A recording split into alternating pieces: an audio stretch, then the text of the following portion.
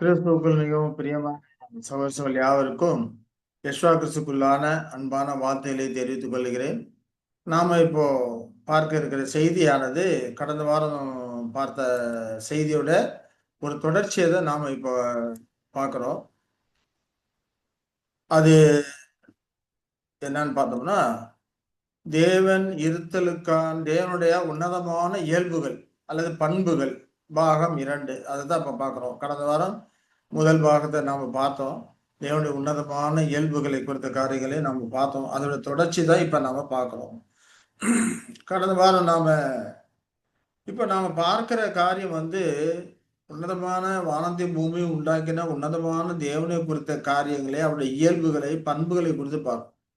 ஆகையினால அவருடைய உன்னதமான உயர்வான அந்த நிலையும் நம்முடைய தாழ்மையான நிலையும் கண்ணோக்கி பார்த்தோமானால் நிச்சயமாகவே நம்முடைய இருதயம் நம்மை தாழ்த்தக்கூடியதா இருக்கும். நாம் அவருக்கு முன்பாக தாழ்ந்து பணியக்கூடியவர்களாக நாம் இருக்க வேண்டும். ஆகையினால பிரியமான சகோதரர்களே, நாம் போற்றும் பயபக்தியோடு மனத்தாழ்மையோடு அவருடைய குணப்பண்புகளை குறித்து உன்னதமான இயல்புகளை குறித்து தேவன் நமக்கு வெளிப்படுத்தியிருக்கிற காரியங்களை அவர் நமக்கு கொடுத்திருக்க வேதாகமத்தின் மூலமாக நாம் ஆராய்ந்து பார்ப்போமாக. வாருங்கள் பாடத்துக்கு செல்லலாம். கடந்த வாரம் நாம் தேவனுடைய இயல்புகளை குறித்து நாம பார்க்கும்போது வேதாகமத்தின் மூலமா அவர் நமக்கு அந்த காரியங்களை கொடுத்திருக்கிறார் அப்படிங்கிறத நாம பார்க்கிறோம். இப்படி வேதாகமத்தின் மூலமா பார்க்கும்போது அவருடைய இயல்புகள் அப்படிங்கிறப்ப 2 விதமா இருக்கு. தேவனுடைய இயல்புகள் அப்படிங்கிறப்போ 2 விதமா இருக்கிறது. அது பார்த்தோம்னா ஒன்னு இருத்தலுக்கான இயல்புகள், இன்னொன்னு குண இயல்புகள் அப்படின்ட்டு 2 விதமா இருக்குன்னு பார்க்கிறோம். அப்ப குண இயல்புகள் அப்படிங்கிறப்போ ஞானம், நீதி, அன்பு, வல்லமை இதுதான் குண இயல்புகளாக இருக்கக்கூடியதா இருக்கிறது.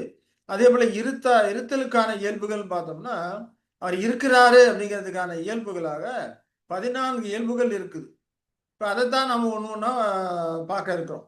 அப்ப தேவனுடைய குணத்தோற்றம், தேவனுடைய சரீரத்துவம், 3வது தேவனுடைய ஆவித்தன்மை, தேவன் தன்னில் தானே இருத்தல், தேவனுடைய தன்னில் போதுமானதா இருத்தல், தேவனுடைய நித்தியத்துவம், தேவனுடைய சாவாமை, கண்ணுக்கு புலப்படா தேவனுடைய தன்மை, தேவனுடைய ஏகத்துவம், தேவனுடைய சர்வ வல்லமை, தேவனுடைய சர்வ ஞானம், தேவனுடைய சர்வ வியாபகம், தேவனுடைய ஈடற்ற உச்சநிலை, தேவனுடைய ஆலங்கானத்துவம், இப்படி 14 இயல்புகள். தேவன் ஒருத்தர் இருக்கிறாரு அப்படிங்கிறதுக்கு இப்படி அவருடைய இயல்புகளாக ஒரு 14 இயல்புகள் இருக்குது அப்படிங்கிறது வேதாந்தத்தின் மூலமாக நாம் ஆராய்ந்து அறிய போகிறோம். அப்ப அவருடைய இயல்புகள் அப்படின்னு சொல்லும்போது குண இயல்புகள்னா எதை குறித்து பார்க்க போறோம் அப்படின்னா, குண இயல்புகள்னா எதை குறிப்பிடுறோம் அப்படின்னா அவருடைய மனசுல அவருடைய டிஸ்பொசிஷன் சொல்றோம் இல்லையா, அவருடைய மனசார்பிலே உறைவிடம் கொண்டிருக்கக்கூடிய அவருடைய குவாலிட்டி, அந்த பண்புகளை தான் நாம அவருடைய குண இயல்புகள் அப்படின்னு சொல்லி சொல்றோம். அது பார்த்தோம்னா இருதயம், மனது, வில்லு, சித்தம் அதை கொண்டதா இருக்கிறது.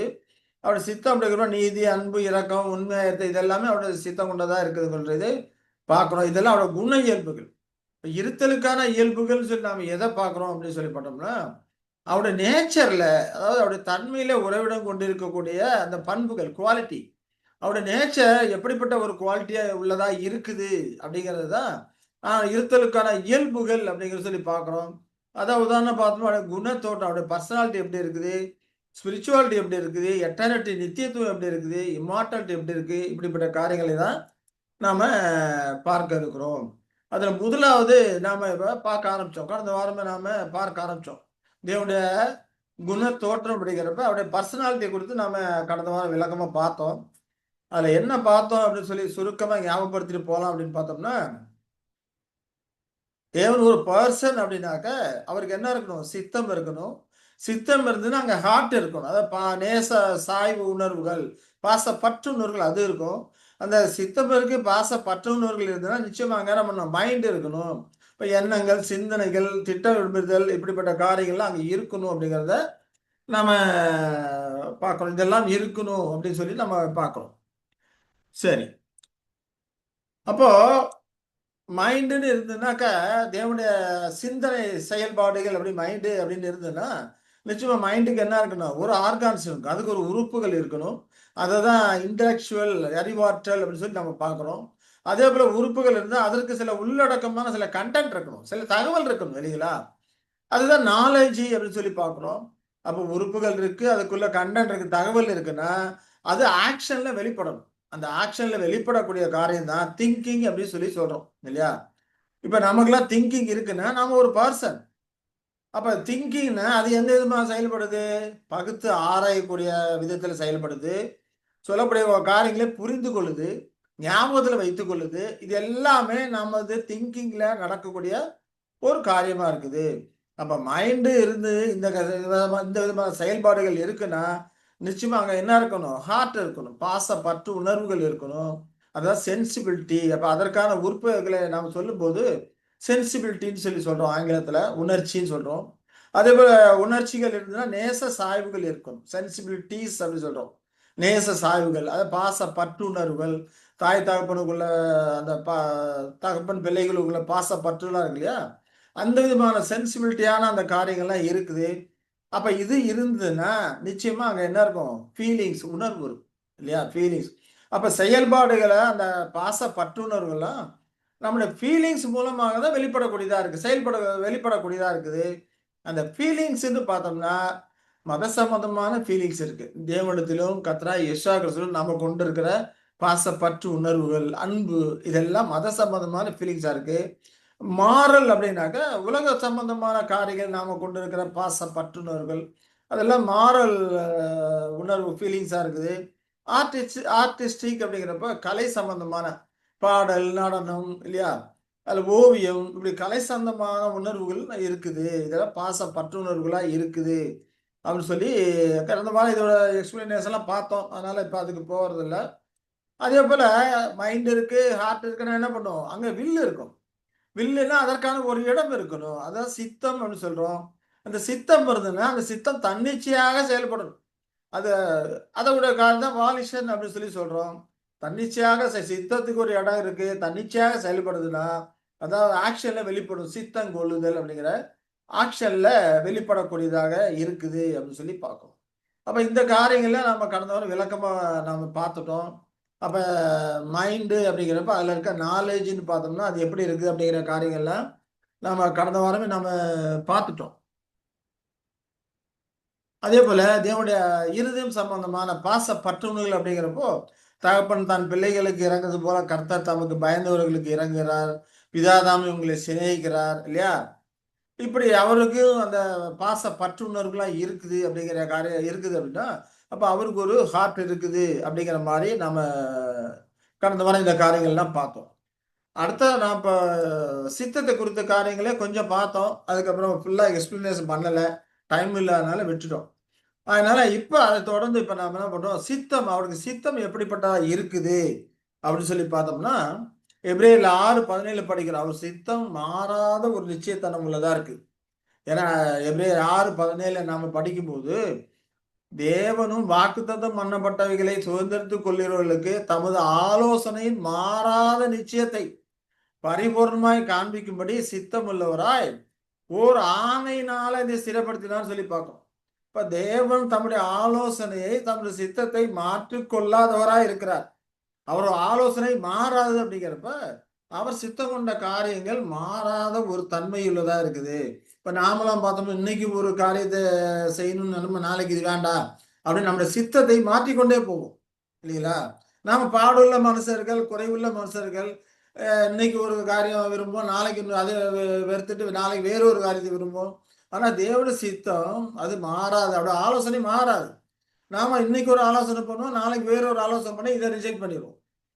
நாமெல்லாம் மாறக்கூடிய தன்மை உள்ளவர்கள், விழுது போற தன்மையில இருக்கறனால மாறக்கூடிய தன்மை உள்ளவர்களா இருக்கிறோம்.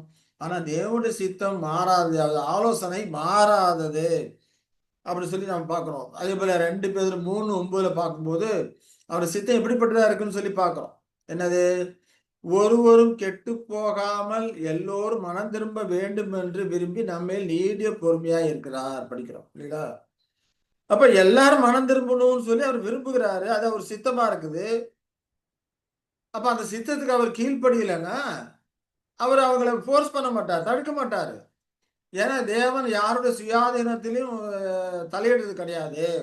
ஆனா அவர்கள் மாறுபட்டவர்களா இருப்பார்களானால், கீழ்ப்படியாமல் போவார்களானால் அதற்கு அதன் விளைவுகளாக அதற்கான தண்டனைகளை பெறக்கூடியவர்களாய் இருப்பாங்க.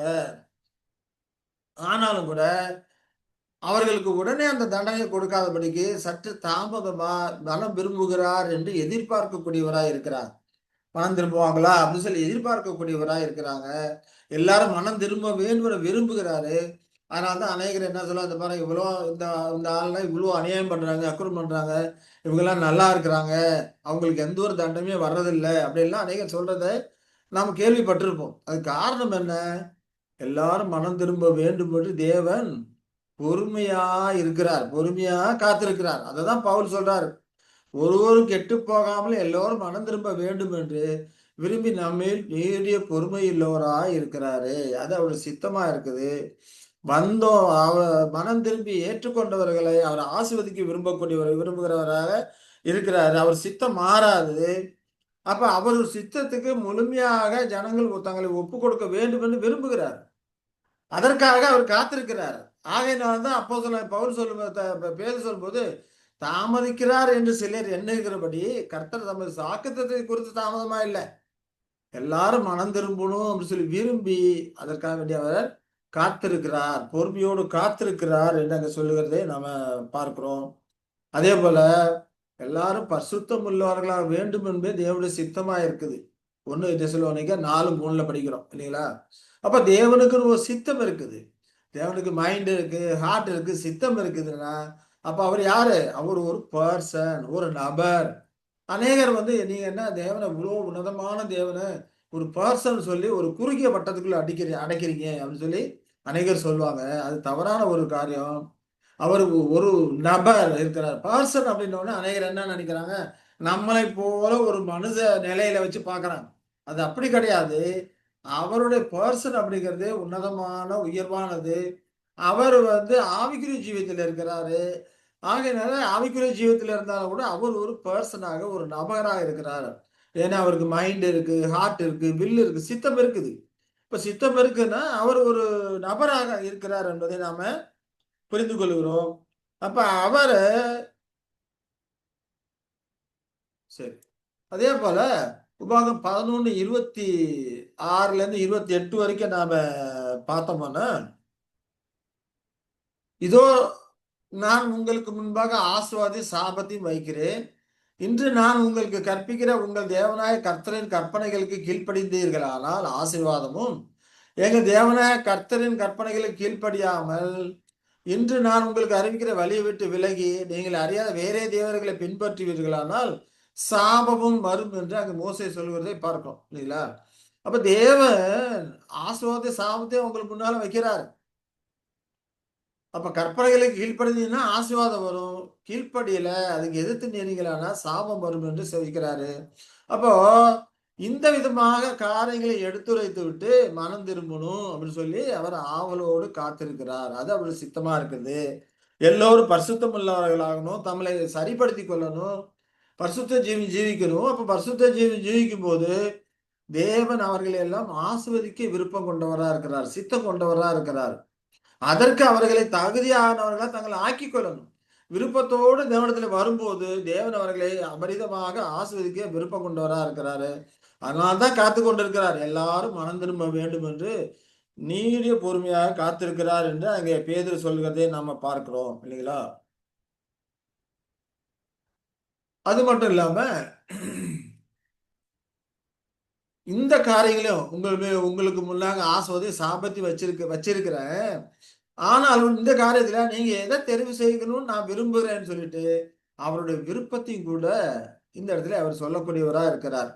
உபாகம் 30 19 20 நம்ம பார்த்தோம்னா மறுபடியும் சொல்லும்போது, ஜீவனையும் மரணத்தையும் ஆசீர்வாத சாபத்தையும் உனக்கு முன் வைத்தேன். இன்று என்று உங்கள் மேல் வானத்தையும் பூமியை இன்று சாட்சியா வைக்கிறேன்னு சொல்றார். அப்ப நீயும் உன் சந்ததி பிழைக்கும்படி ஜீவனை தெரிந்து கொண்டு கர்த்தர் உன் பிதாக்களாகிய ஆபிரகாமுக்கும் ஈசாக்குக்கும் யாக்கோபுக்கும் கொடுப்பேன் என்று அவர்களுக்கு ஆணையிட்டு கொடுத்த தேசத்திலே குடியிருக்கும்படிக்கு உன் தேவனாய கர்த்தரில் அன்பு கூர்ந்து அவர் சத்தியத்திற்கு செவி கொடுத்து அவரை பற்றி கொள்வாயாக. அவரே உனக்கு ஜீவனும் தீர்க்காயுசமானவர் என்றான்னு சொல்லப்படுறது. அப்ப இந்த காலத்துல உனக்கு முன்பாக ஜீவனையும் மரணத்தையும் வச்சிருக்கிறேன்.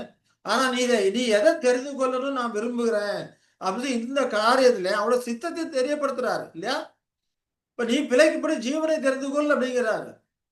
ஜீவனை தெரிந்து கொண்டாயானால் உன் பிதாக்களுக்கு நான் ஆணையிட்டு கொடுத்த தேசத்துல உங்களை கொண்டு போய் சேர்ப்பேன், உங்களை ஆஸ்வதிப்பேன்னு சொல்லி அங்க சொல்லுகிறார்.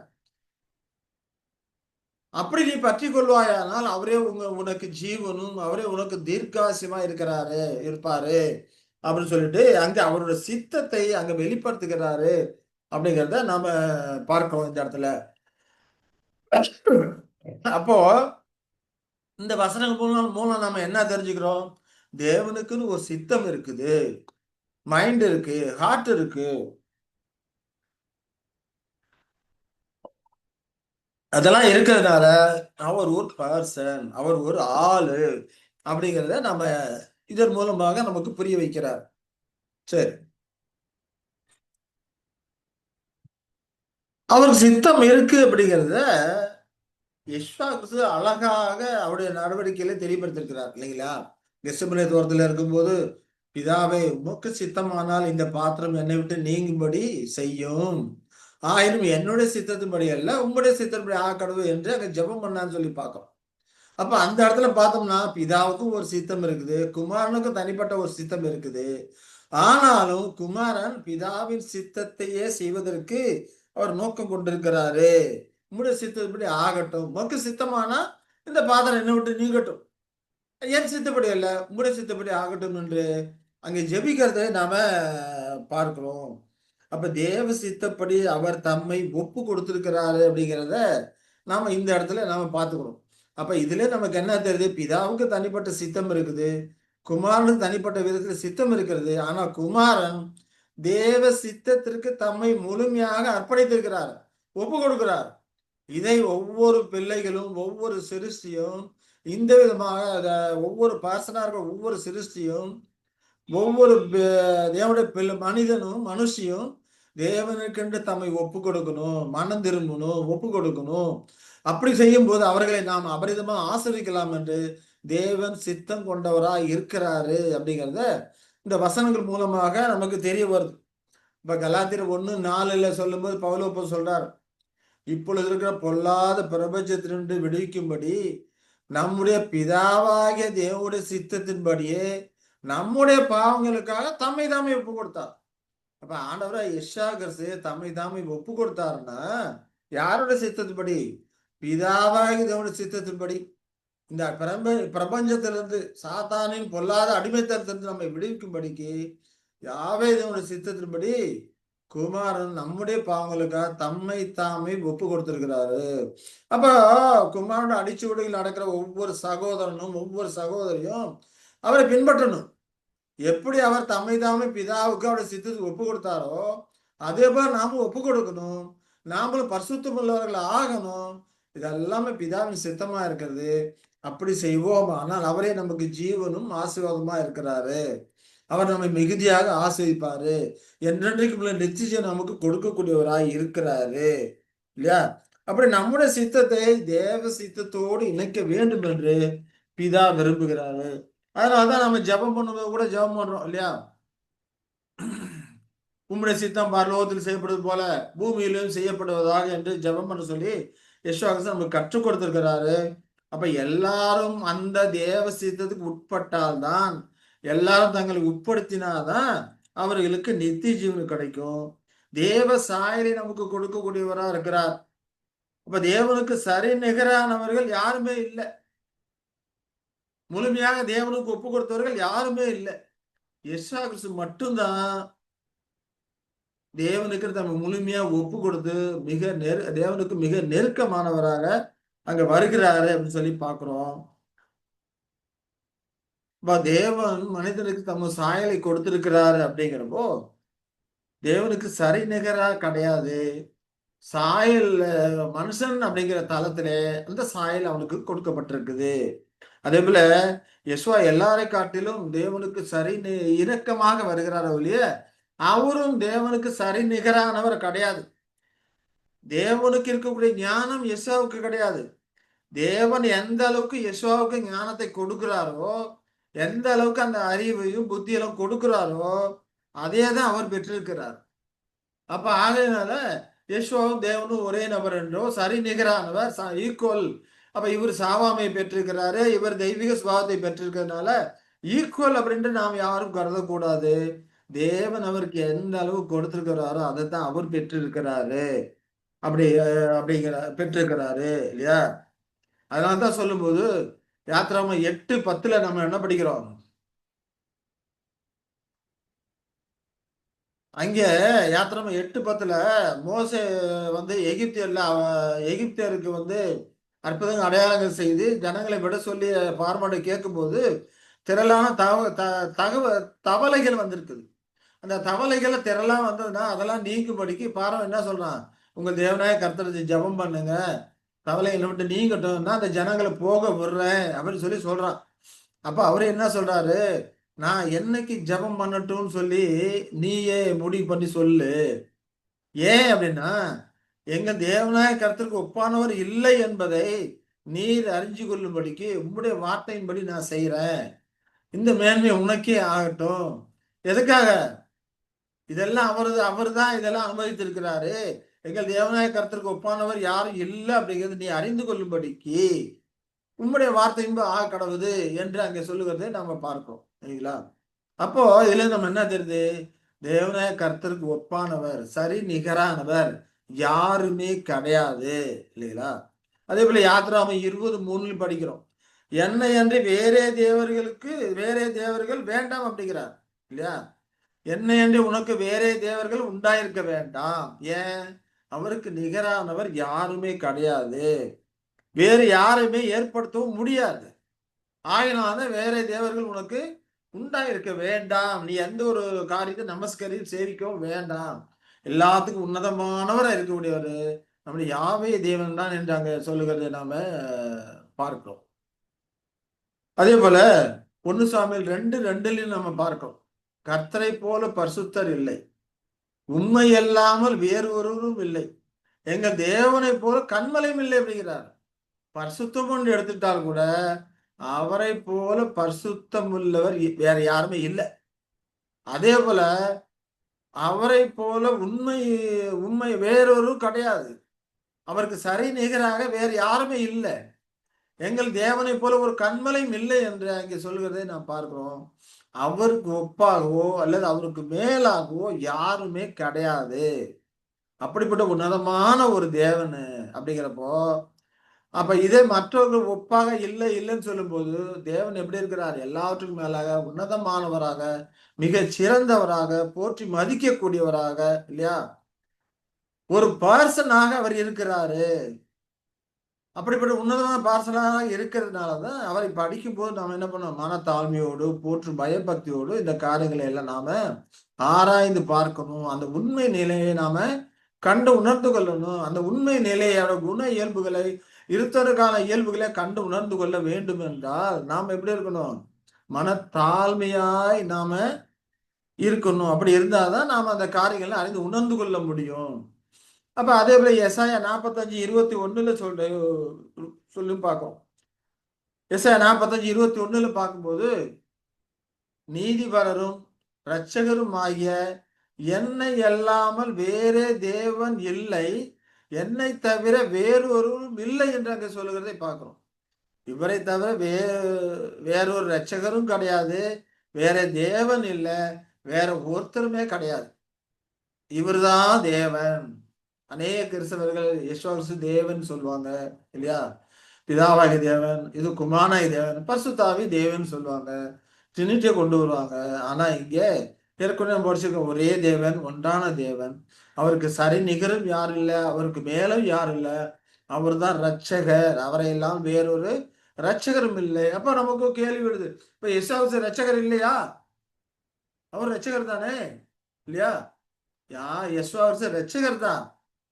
தேவன் யாவே தேவன் ஏற்படுத்திய ரட்சகர் இவர் ரட்சகர். யாவே தேவன் எல்லாத்துக்கும் மேலாக ஒரு ரட்சகரா இருக்கிறாரு. நம்முடைய ஒரே பேரான குமாரனை கொடுத்தவரா இருக்கிறாரு. குமாரனை கொடுத்து ரட்சிக்கிறவர் அவரு. குமாரன் தம் ஜீவனை கொடுத்து மணமக்களை ரசிக்கக்கூடியவரா இருக்கிறாரு. குமாரன் தம்முடைய ஜீவனை கொடுத்ததுனால ரட்சகரா இருக்கிறாரு. யாவே தேவன் அதற்கு மேலாக தம்முடைய ஒரே பேரான குமாரனை கொடுத்து மீட்கக்கூடியவரா இருக்கிறார். அதனால ரட்சகருக்கெல்லாம் மேலான ஒரு ரட்சகராக அவர் இருக்கிறாரு. அப்ப அவரை தவிர வேறொரு இல்லை. நீதிபரும் இரட்சகருமாகி என்னை அல்லாமல் வேறொரு தேவன் இல்லை என்று அங்க சொல்லுகிறதை நாம் பார்க்கிறோம். அப்ப தேவனுடைய ஆள் தத்துவத்திற்கு ஏன் இவ்வளவு முக்கியத்துவம் கொடுத்து இவ்வளவு வேத வசங்களை நாம் படிக்கிறோம் பார்த்தோம்னா, எந்த அளவுக்கு தேவன் ஒரு நபர், ஒரு பர்சன், அவர் எந்த அளவுக்கு உன்னதமானவர், உயர்ந்தவர் அப்படின்லாம் உணர்ந்திருக்கிறோமோ அந்த அளவுக்கு தான் நாமும் அவரை போல குணநலன்களை வளர்த்து கொள்ள வேண்டும் என்று விரும்புவோம். நாம் தேவ சாயல தேவன் நம்மை உண்டாக்கி இருக்கிறாரு. அப்ப அவர் உன்னதமான குண பண்புகளை உடையவரா இருக்கிறாரு. நாம அந்த குணநலன்களை வளர்த்து கொள்ளணும் அப்படிங்கிற விருப்பம் வாஞ்சை அப்பதான் நமக்கு ஏற்படும். இப்ப தேவனுடைய குணநலன்களை எப்படி வேலை செய்கிறது நம்ம யோசித்து பார்த்தோம்னா தான், அறிந்து கொண்டாதான் நம்முடைய குணநலன்களை நாம எப்படி வளர்த்து கொள்ளலாம், அதுக்கு ஏதுவா இருக்கும். அதுக்காக எதுக்காக இவ்வளவு காரியங்கள் படிக்கிறோம்? நம்மை சிருஷ்டித்த தேவன் யாருன்னு நமக்கு தெரியணும். அவர் எவ்வளவு உன்னதமானவர், ரட்சகர், மீட்பர் அப்படிங்கிற காரியம் நமக்கு தெரியும். அப்படிலாம் தெரிந்தாதான் நாம் அவரை உன்னதமாக போற்றி மதிப்போம், உயர்வாக கருதுவோம். நம்முடைய குணநலன்களை அவரோட விருப்பப்படி வளர்த்து கொள்வதற்கு நாம் விரும்புவோம். அப்போ நாம இந்த விதமாக ஒரு பரிசுத்த ஜீவ ஏன்னா அவருடைய சித்தம் என்னது? நாம் பரிசுத்தம் உள்ளவர்களாக வேண்டும் என்பதை தேவனுடைய சித்தமா இருக்குன்னு சொல்லி படிக்கிறோம். நாம பரிசுத்தம் உள்ளவர்களாக தேவனுடைய சித்தத்துக்குள்ளே நம்மளுடைய சித்தத்தை அடக்கி நாம வளரணும்னா அவரை குறித்த அறிவு நமக்கு இருக்கும். அவர் எப்படிப்பட்டவர் அப்படிங்கிற அந்த அறிவு நமக்கு இருக்கணும். அவருடைய குண இயல்புகள் எப்படிப்பட்ட உன்னதமான பண்புகளா இருக்குதுங்கிறத நம்ம அறிந்திருக்கணும். அதெல்லாம் அறிந்திருந்தாதான் போற்றி மதிக்கக்கூடிய அந்த பயபக்தி நமக்கு வரும் இல்லையா? அதற்கான முதல் படியே அதுதான். அவர் பரிசுத்தர். அவரில பரிசுத்தாவின் அமைப்பு எப்படிலாம் இருக்குது, பரிசுத்தாவி அவருக்குள்ள எப்படியெல்லாம் வல்லமையாய் செயல்படுகிறது அந்த அப்படிங்கிறத நாம் அறிந்தாதான் தேவன் நமக்கு பரிசுத்தாவியை கொடுத்துக்கும் போது அதை எப்படி நாம செயல்படுத்தணும், அதை அவித்து போடாம நாம பாதுகாக்கணும், பரிசுத்தாவிக்கு இணக்கமாக நாம் எப்படி செயல்படணும், நம்மை பரிசுத்தப்படுத்தி கொள்ளணும், இதெல்லாம் நமக்கு தெரிய வரும். பவுல் சொல்றார், நீங்கள் பெற்றிருக்கிற ஆவியை அவித்து போடாதீர்கள் அப்படிங்கிறார் இல்லையா? அப்ப தேவனிடத்துல பரிசுத்தாவி எப்படி வல்லமையாய் கிரியை செய்கிறது, அது எப்படி செயல்படுகிறது அப்படிங்கலாம் நம்ம அறிந்து உணரும் போது தேவன் நமக்கு கொடுத்திருக்க பரிசுத்தாவியை நாம் எப்படிலாம் பயன்படுத்தணும், அது நமக்கு சத்தியத்தை வெளிப்படுத்தும் போது, சத்தியத்தை உணர்த்தி வைக்கும் போது அதற்கு நாம எப்படி செவி கொடுக்கணும் இல்லையா? ஒருவருடைய மனதிலே விருப்பத்தை செய்ய உண்டாக்குறவர் கர்த்தரே அப்படிங்கிறார் சொல்லப்பட்டிருக்கு. பவுல் சொல்றாரு. அப்ப எந்த உண்டாக்குறாரு? தேவன் நமக்கு கொடுத்திருக்க பரிசுத்தாவின் மூலம் அதெல்லாம் செயல்படக்கூடியதாக இருக்குது அப்படின்னு சொல்லி நம்ம பார்க்கிறோம். அப்போ அவரிடத்துல பரிசுத்தாவை எப்படி செயல்பட்டு கொண்டிருக்கிறது எல்லாம் அறிந்தோமானால் அந்த செயல்பாடு நம்ம கிட்ட எப்படி செயல்படக்கூடியதா இருக்குது, நாம தேவ சாயன்படி உண்டாக்கப்பட்டவர்கள் இல்லையா, எப்படி செயல்படுது அப்படிங்கிற காரியெல்லாம் நமக்கு புரிய வரும் இல்லையா? யெசுவாவுக்கு அந்த ஆவியை அளவில்லாமல் கொடுத்திருக்கிறார். வேதத்துல படிக்கிறோம். அவர் மூலமாக அந்த ஆவியை சபைக்கு கொடுக்கிறார். பெசிலியா காலத்துல உலகத்துக்கு கொடுக்கிறார். தேவன் தம்முடைய ஆவியை கொடுக்கலன்னா நம்மளால எந்த ஒரு காரியம் செய்யறதுக்கு எந்த ஒரு பலனுமே கிடையாது. தேவன் தம்முடைய ஆவியை கொடுத்து செய்வதற்கான பலனை நம்ம கொடுக்கிறார். அப்புறம் வார்த்தையை கொடுக்கிறாரு, ஆவியை கொடுக்கிறாரு, ஆவியை கொடுத்து சத்திய காரியங்களை புரிய வைக்கிறாரு, செய்வதற்கான நமக்கு பலன் கொடுக்கிறாரு.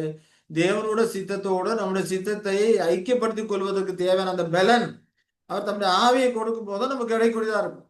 ஆனா அதற்கு நம்ம என்ன பண்ணணும்? விரும்பணும், சித்த பண்ணணும். நாம சித்தப்படணும், நம்முடைய நம்ம சுயாதீனமாக அப்படி ஒரு விருப்பத்தை நாம இருந்தோம்னா அதற்கு தேவையான ஒத்தாசை பலன் எல்லாம் தம்முடைய ஆவி மூலமாக நமக்கு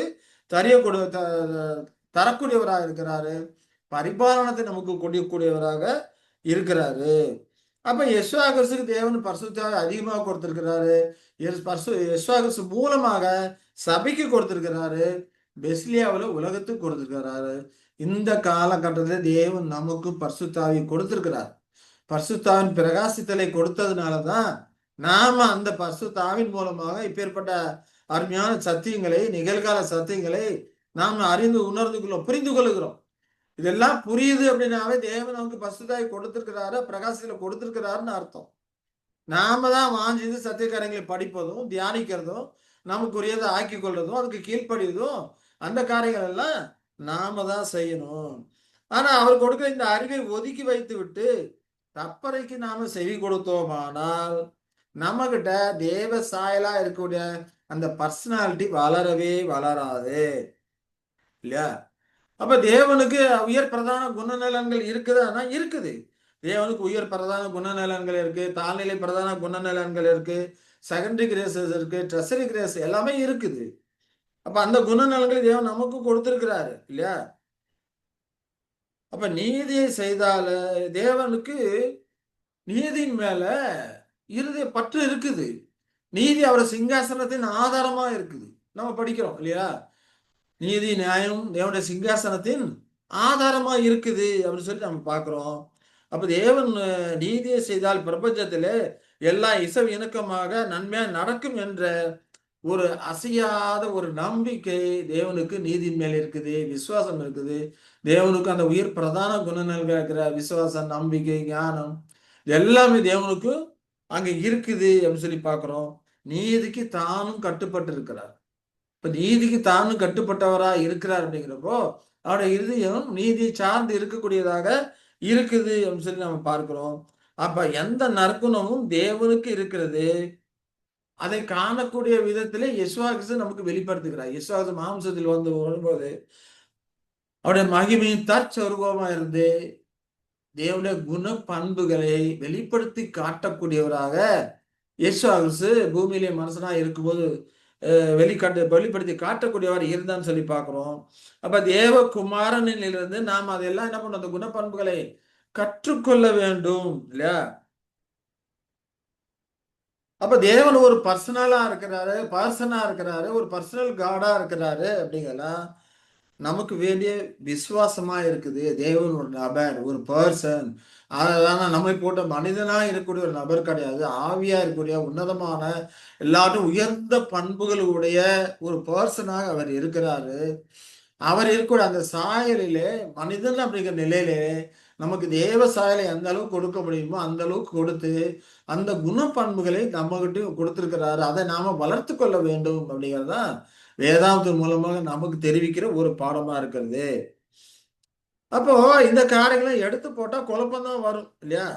தேவன் ஆவியா இருக்கிறார் அப்படிங்கிறதுல எங்கும் நிலைத்திருக்கிற இயற்கை என்று நினைக்கக்கூடாது. அநேகர் அப்படிதான் நினைக்கிறாங்க. தேவன் ஆவியா இருக்கிறாருன்னு அது எல்லா இடத்திலும் நிறைந்திருக்கிறாரு, தூணில் இருக்கிறாரு, துரும்பிலும் இருக்கிறாரு அப்படியெல்லாம் நினைச்சிட்டு இருக்கிறாங்க. அது ஒரு தவறான தாற்பயமான ஒரு காரியமா இருக்கிறது. அது மட்டும் இல்லாம அவர் ஒரு காணக்கூடாத ஒரு சக்தி போல இருக்கிறாரு,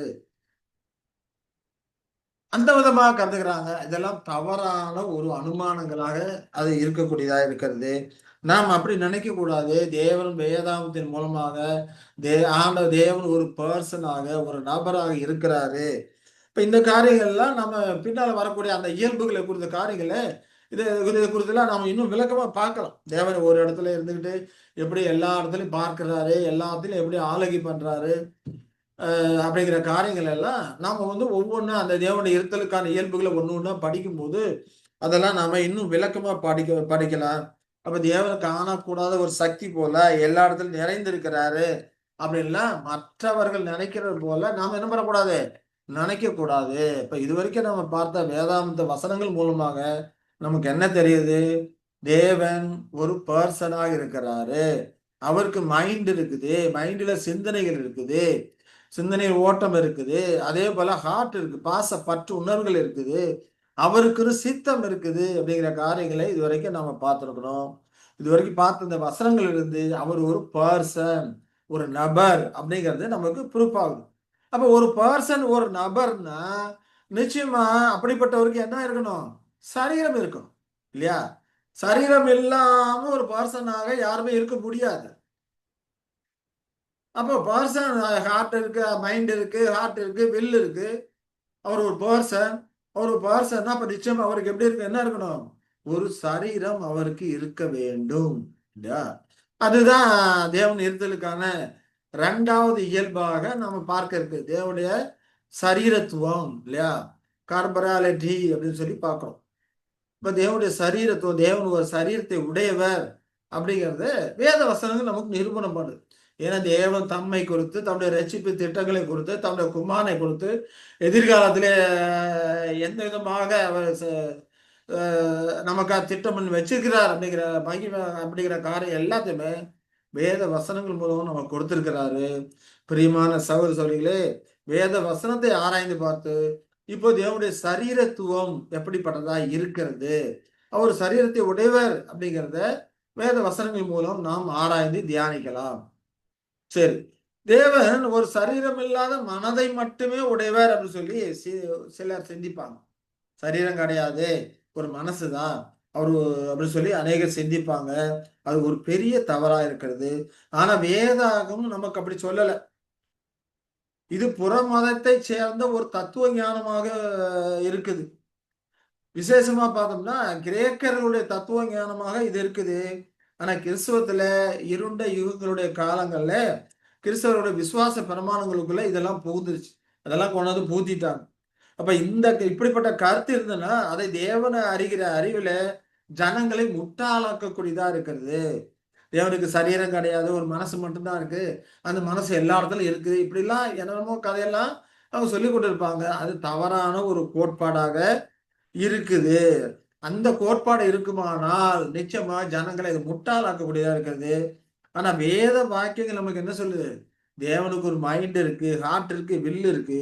அது மட்டும் இல்லாம இந்த மைண்டு, ஹார்ட், வில் எல்லாம் இருக்குன்னா அது இயங்குவதற்கு ஒரு சரீரம் இருக்கு. மைண்டு, ஹார்ட், வில்லு அப்படின்னு நமக்கு இருக்கிற மாதிரியான அந்த மூளை அமைப்பு, நமக்கு இருக்கிற இறுதி அமைப்பு அப்படி அதை பிளஸ்வெல்லாம் நினைக்க கூடாது. அவருக்கு ஆவிக்குரிய விதத்தில் இருக்குது. அவருடைய சரீரமே நம்முடைய சரீரத்தை விட வேறுபட்டதான ஒரு சரீரம். அதற்கேற்ற விதமான உறுப்புகள் இருக்கும். அப்படி நாம திங்க் பண்ணணும். எல்லாரும் மனுஷீகத்தை திங்க் பண்றதுனாலதான் எல்லாரும் தவறான ஒரு கோட்பாடுகளுக்குள்ள இருக்கக்கூடியவர்களா இருக்கிறாங்க. அப்ப அவருக்கு மைண்டு, ஹார்ட், வில்லு இருக்குங்கிறத பார்த்தோம். அவர் ஒரு பர்சனாலிட்டி, அவர் ஒரு பர்சன் அப்படிங்கிறத பார்த்தோம். அப்ப அது இயங்குவதற்கு ஒரு சரீரம் இருக்குது அப்படின்னு சொல்லிதான் வேதம் நமக்கு போதிக்கக்கூடியதா இருக்குது. அவர் ஒரு உயிர் உள்ள அங்க ஜீவி என்று வேதாகமும் நமக்கு புரிய வைக்குது. ஆனா அது மாம்சீக சரீரம் கிடையாது, ஆவிக்குரிய சரீரமா இருக்குது. இப்போ உதாரணத்துக்கு பார்த்தோம்னா காற்று இருக்குது இல்லையா, காற்று நம்மை சுற்றி காற்று இருக்குது. ஆனா காற்றை நம்ம என்ன பண்ண முடியாது, பார்க்க முடியாது. ஆனா அதன் செயல்பாடுகள் எப்படிப்பட்டதா இருக்கு என்று நம்ம பார்க்க முடியும். வேகமா அடிக்கும்போது அதன் செயல்பாடுக்கு எவ்வளவு வல்லமையுள்ளயா இருக்கிறது, மெதுவா அடிக்கும்போது மனுஷனுக்கு எவ்வளவு உதவிகரமா இருக்குது. இப்படி இந்த காரியங்கள செயல்பாடுகளை நம்மளால பார்க்க முடியும். முடியும். ஆனா காத்தை பார்க்க முடியாது. அதே போல தேவன் இருக்கிறாரு, தேவன் ஆவிக்குரிய விதமா இருக்கிறாருன்னு சொல்லி வேத வசனம் சொல்லுது. அப்ப ஆவிக்குரிய விதத்துல இருக்கும்போது அவரை நாம பார்க்க முடியாது. ஆனால் பூமியிலே அவர் நிறைவேற்றி கொண்டிருக்கிற கிரியைகளை நாம் பார்க்க முடியும். அந்த சராசர சூரியன் காலையில உதிக்குது, மேற்கில மறையுது, அந்த கிரகங்கள்லாம் அதுக்கூட பாதையில போய் கொண்டு இருக்குது. இதெல்லாம் அவருடைய கிரியைகளா இருக்குது. இது நம்ம கண்ணால வானத்தை அண்ணந்து பார்த்தாவே நம்ம தெரியக்கூடியதா இருக்கு இல்லைங்களா? இப்ப இந்த கிரியைகளை அறிய முடியும், அவரை அறிய முடியாது. ஆனா அவர் ஆவிக்குரிய சரீரத்துல இருக்கக்கூடியவராக இருக்கிறாரு. சரி, இந்த காரியங்களை குறித்து சற்று வேத வசனங்கள் மூலமாக விளக்கமாக நம்ம பார்க்கலாம்.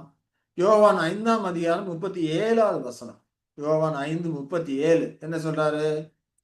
என்னை அனுப்பின பிதா தாமே என்னை குறித்து சாட்சி கொடுத்திருக்கிறார். நீங்கள் ஒரு காலம் அவர் சத்தத்தை கேட்டதும் இல்லை, அவர் ரூபத்தை கண்டதும் இல்லை. இதான் சாட்சி கொடுத்திருக்கிறாரு. ஆனா அவருடைய சத்தத்தை கேட்டதில்லை, அவருடைய ரூபத்தை கண்டதும் இல்லை அப்படின்னு சொல்லி அங்க சொல்றதை பார்க்கும். அப்போ அவர் சத்தத்தை கேட்கல, அவருடைய ரூபத்தை நீங்க காணல, கண்டதில்லை அப்படிங்கிறப்ப என்ன அர்த்தம்? அவரோட வார்த்தைகளுக்கு ஒரு சத்தம் இருக்கிறது, அவருக்கு ஒரு ரூபம் இருக்குது. ஆனா நம்மளால பார்க்கல. நாம யாரும் மனுஷங்க யாருமே அதை பார்த்தது கிடையாது. அதான் அங்க யெஷயா சொல்றாரு. அவர் சத்தத்தை நீங்க கேட்டதும் கிடையாது, அவர் ரூபத்தை கண்டதும் கிடையாது. கேட்டதில்லை, கண்டதில்லை அப்படின்னாக்க அவருக்கு அவருக்கு பேசும்போது அதுக்கான ஒரு சத்தம் இருக்குது. அதே போல அவருக்குன்னு ஒரு ரூபம் இருக்குது. அப்ப அதை நாம கண்டதில்லை அப்படிங்கிறது வேதாகம இயேசுவாக சொல்றது நாம பார்க்கிறோம். ஏன் கண்டதில்லை, ஏன் பார்க்க கூடாது, காண முடியாதுன்னு பார்த்தோம்னா, அங்க யாத்ராமத்துல சொல்றாரு. யாத்ரா 33:20 சொல்லும்போது, முகத்தை காண மாட்டாய், ஒரு மனுஷனும் என்னை கண்டு உயிரோடு இருக்கக்கூடாது என்றார். நீ என் முகத்தை காண மாட்டாய், ஒரு மனுஷனும் என்னை கண்டு உயிரோடு இருக்கக்கூடாது. இருக்கக்கூடாது. அப்ப அவரை காணாக உயிரோடு இருக்க முடியாது. அப்ப காண முடியாது. காண முடியாத ஆவிக்குரிய சரீரத்திலே அவர் இருக்கிறாரு. அப்ப அவருக்கு ஒரு சரீரம் இருக்குது இல்லையா? ஆனா யாரும் அதை கண்டு என்ன பண்ண முடியாது, உயிரோடு இருக்க முடியாது. அப்ப தேவனை பார்க்க முடியும். பார்த்தாக அதோட விளைவு என்ன? மரணம். அப்ப அதுல மரணம். என்ன தெரியுது? அவருக்கு ஒரு சரீரம் இருக்குது. அப்ப அது எப்படிப்பட்ட சரீரமா இருக்கும்? நம்முடைய சரீரம் இருக்கு இல்ல இல்ல பார்த்தோம்னா கை காலு மாம்சம் இருக்குது, ரத்தம் இருக்குது இல்லையா? நம்முடைய சரீரம் அப்படிப்பட்டதா இருக்குது. இப்ப அவருடைய ஆவிக்கு சரீரம் அதை பார்க்க முடியாது, கேட்க முடியாது. அப்படிங்கிறப்போ அதை பார்த்தாக்க நம்ம மறிச்சிருவோம் அப்படின்னு சொல்லும்போது, அப்ப அது எப்படிப்பட்ட சரீரத்தை உடையதா அது இருக்குது, எந்த வஸ்துவால் அது ஆன சரீரமா இருக்குது அப்படின்னு சொல்லி நம்மகிட்ட ஒரு கேள்வி எழுது இல்லையா? சரிங்க அப்போ பிரதர். சொல்லுங்க. யாத்ராகமத்துல மோசேக்கு வந்துட்டு முட்புதர்ல வந்துட்டு ஒரு நெருப்பு எரிஞ்சு உன்னுடைய பாதரட்சை இது வந்து பரிசுத்த ஸ்தலம் அப்படின்னு ஒரு சத்தம் வரும்ல. அப்ப அது அது யேசுவா கிறிஸ்துவோட சத்தமா? அது தேவதூதன். அதுக்கப்புறம் அடுத்த அதிகாரத்துல பாத்தீங்கன்னா, அங்க பார்த்தோம்னா தேவன் அவனுக்கு காட்சி கொடுத்தான்னு சொல்லப்பட்டு முட்செடியில் காட்சி கொடுத்தான்னு ஆமா, சொல்லப்பட்டிருக்கோம். ஆமா. இதுல பார்த்தோம்னா தேவதூதன் அவனுக்கு காட்சி கொடுத்தான்னு சொல்லப்பட்டிருக்கோம். ஆ. ம். அப்ப அங்க மோசையோட பேசுறது எல்லாமே தேவதூதன் ம், இல்லையா? ம், ம். இயேசு கிறிஸ்து வாய்மொழிகள் இது. டைரக்டா அவர் சொல்றாரு. ஒரு காலம் அவர் சத்தத்தை கேட்டதில்லை அப்படிங்கிறாரு இல்லையா? ஆமா. அப்ப ஆ. யாருமே அவர் சத்தத்தை மோசையா இருக்கட்டும், ஆபிரகாமா இருக்கட்டும், யாருமே தேவனுடைய சத்தத்தை டைரக்டா கேட்டது கிடையாது. எல்லாமே ம், லோகாஸ் மூலமா தான் அவங்க அந்த லோகாஸ் தான் பேசியிருக்கிறாரு. அதை தான் அங்க கேட்டிருக்கிறாங்க. சரிங்களா? ம். இது இயேசு கிறிஸ்து சொன்னது. ஒரு காலம் சத்தத்தை கேட்டதில்லை, ரூபத்தை கண்டதில்லை. இயேசு கிறிஸ்து சொன்னது. அப்ப யாருமே அதை கேட்டதில்ல அப்படிங்கிறத நாம பார்க்கிறோம். சரி. அப்போ இப்ப தேவன் பரிசுத்தவான்களாவது அவரோட சத்தத்தை கேட்டிருப்பாங்களா? யாருமே கேட்டதில்லை அப்படிங்கிறப்போ பரிசுத்தவான்கள் மட்டும் அவங்களும் மாம்சீக ஜீவி தானே. இல்லப்ப அவங்க ஆவிஜீவியா தானே யேசுவா கிறிஸ்துவோட அரசாட்சி பண்ணிட்டு இருக்காங்க. அது உயிர் தெழுந்து வந்ததுக்கு அப்புறம் அவங்க பார்ப்பாங்க. மாம்சீக இப்ப பார்க்க முடியாதுன்னு சொல்றது யார? மாம்சீகத்தில் இருக்கிறவங்க. ஆ, ஆ, ஆ. மனுஷனாக ஒரு மனுஷனும் என்னை கண்டு உயிரோடு இருக்கக்கூடாது. மனுஷனுக்கு தான் சொல்றாரு, இல்ல ஆவிக்குரிய அது ஜீவிகளுக்கு புரியுது. சொல்லு. அது இல்ல இப்ப அவங்கதான் ஆவிஜீவியா தானே இருக்கிறாங்க. அவங்க இப்ப கேட்டிருக்கலாம்லன்றேன் நானு. ஆமா, ஆவி ஜீவிகளா இருந்ததுக்கு அப்புறம் உயிர் தெழுந்ததுக்கு அப்புறம் ஆவி ஜீவிகளா இருக்கிறாங்க இல்லையா? ஆமா. பரிசுத்தவான்கள். அப்போ ஆ. அவங்க ஆவி ஜீவிகளா இருக்கும்போது பார்ப்பாங்க. ஆனா பூமியிலே அதான் கேக்குறேன். மனுஷங்களா ஓடி இருக்கும் போது பார்க்க மாட்டாங்க, பார்க்க முடியாது. அப்ப பாக்க அது தெரியும். இப்ப பாத்திருப்பாங்கல்லன்னு தான் சொல்றேன். இப்ப பார்த்திருப்பாங்க. அதான் சொல்றாரு பவுல ம், சொல்றாருல, நாம் அவரை ம். முகமுகமாய் தரிசிப்பதனால் அவருக்கு ஒப்பாய் இருப்போம் சொல்றாருல இயேசு ஆ, கிறிஸ்துக்கு. ஆ. இயேசு கிறிஸ்து குறித்து சொல்லும் போது, நீ ஆ. நாம் எவ்விதமா இருப்போம் மட்டும் நமக்கு தெரியாது. ஆனா ம், கர்த்தராகிய இயேசு வெளிப்படும் போது நாம் அவரை முகமுகமாய் தரிசிப்பதினால் அவருக்கு ஒப்பாயிருப்போம் அப்படிங்கிறாரு. அப்போ ஆ. உயிர்த்தெழுந்து போனதுக்கு அப்புறம் யெசுவா கிறிஸ்துவையும் யாவே தேவனை எல்லாத்தையும் அவங்க தரிசிப்பாங்க, பார்ப்பாங்க. அதற்கான கெப்பாசிட்டி ஆவிக்குரிய ஜீவிகளுக்கு இருக்கு. தேவன் ஆவியா இருக்கிறாரு. அவரை பார்ப்பதற்கு, அவருடைய சத்தத்தை கேட்பதற்கு ஆவிக்குரிய ஜீவிகளுக்கு அந்த கெப்பாசிட்டி உண்டு. உன்னோடதுல இயேசு கிறிஸ்து சொல்றார் இல்லையா? இவர்களுக்குரிய அந்த சிறுவர்கள் ஒரு ஒரு அற்பமா எண்ணாதீங்க. இவர்களுக்குரிய தேவதூதர்கள் என் பரமபிதாவின் சமூகத்தை தரிசிக்கிறார்களே இல்லையா? ம். அப்ப தேவதூதர்கள் ஆவிக்குரிய ஜீவிகளா இருக்கிறதுனால அவர்கள் பரமபிதாவின் சமூகத்தை தரிசிப்பாங்க. அவர்களால் பார்க்க முடியும். பார்க்க முடியாதுன்னு சொல்லக்கூடிய காரியங்கள் எல்லாமே மனுஷர்களுக்கு தான். ஒரு மனுஷனும் என்னை கண்டு உயிரோடு இருக்கக்கூடாதுன்னு சொல்லலாம் மனுஷங்களுக்கு தான். தேவதூதர்கள் அவரை தரிசிப்பாங்க, அவரை பார்ப்பாங்க, அவருடைய சத்தத்தை கேட்பாங்க. இது மனிதர்களுக்கு உரிய ஒரு மனிதருக்கு சொல்லப்பட்ட ஒரு காரியமா இருக்கு. நீங்கள் ஒரு காலம் அப்ப நீங்கள் ஒரு காலம் அவர் சத்தத்தை கேட்டதும் இல்லை, ரூபத்தை கண்டதும் இல்லை அப்படிங்கிறப்போ அங்க நீங்கள்ங்கிறது யார சொல்றாரு? நம்மளேதான். மனுஷங்களை தான் அங்க சொல்றாரு. அப்ப இவர்கள் தான் இல்ல பார்க்க அது முடியாது, கேட்க முடியாது. இல்ல அதே சமயம் இன்னொரு டவுட் எனக்கு வந்து இப்ப இயேசு கிறிஸ்துவோட ரூபத்தை கூட ஏதோ கணிச்சு ஏதோ ஒரு இது மாதிரி பிக்சர் பாக்குறோம். ஆனா பிதாவோட ரூபம் அப்படி எங்கேயாவது ஏதாவது இருக்குதா? இல்லதானே? இயேசு கிறிஸ்து ரூபத்தை மட்டும் எப்படி பாக்குறீங்க?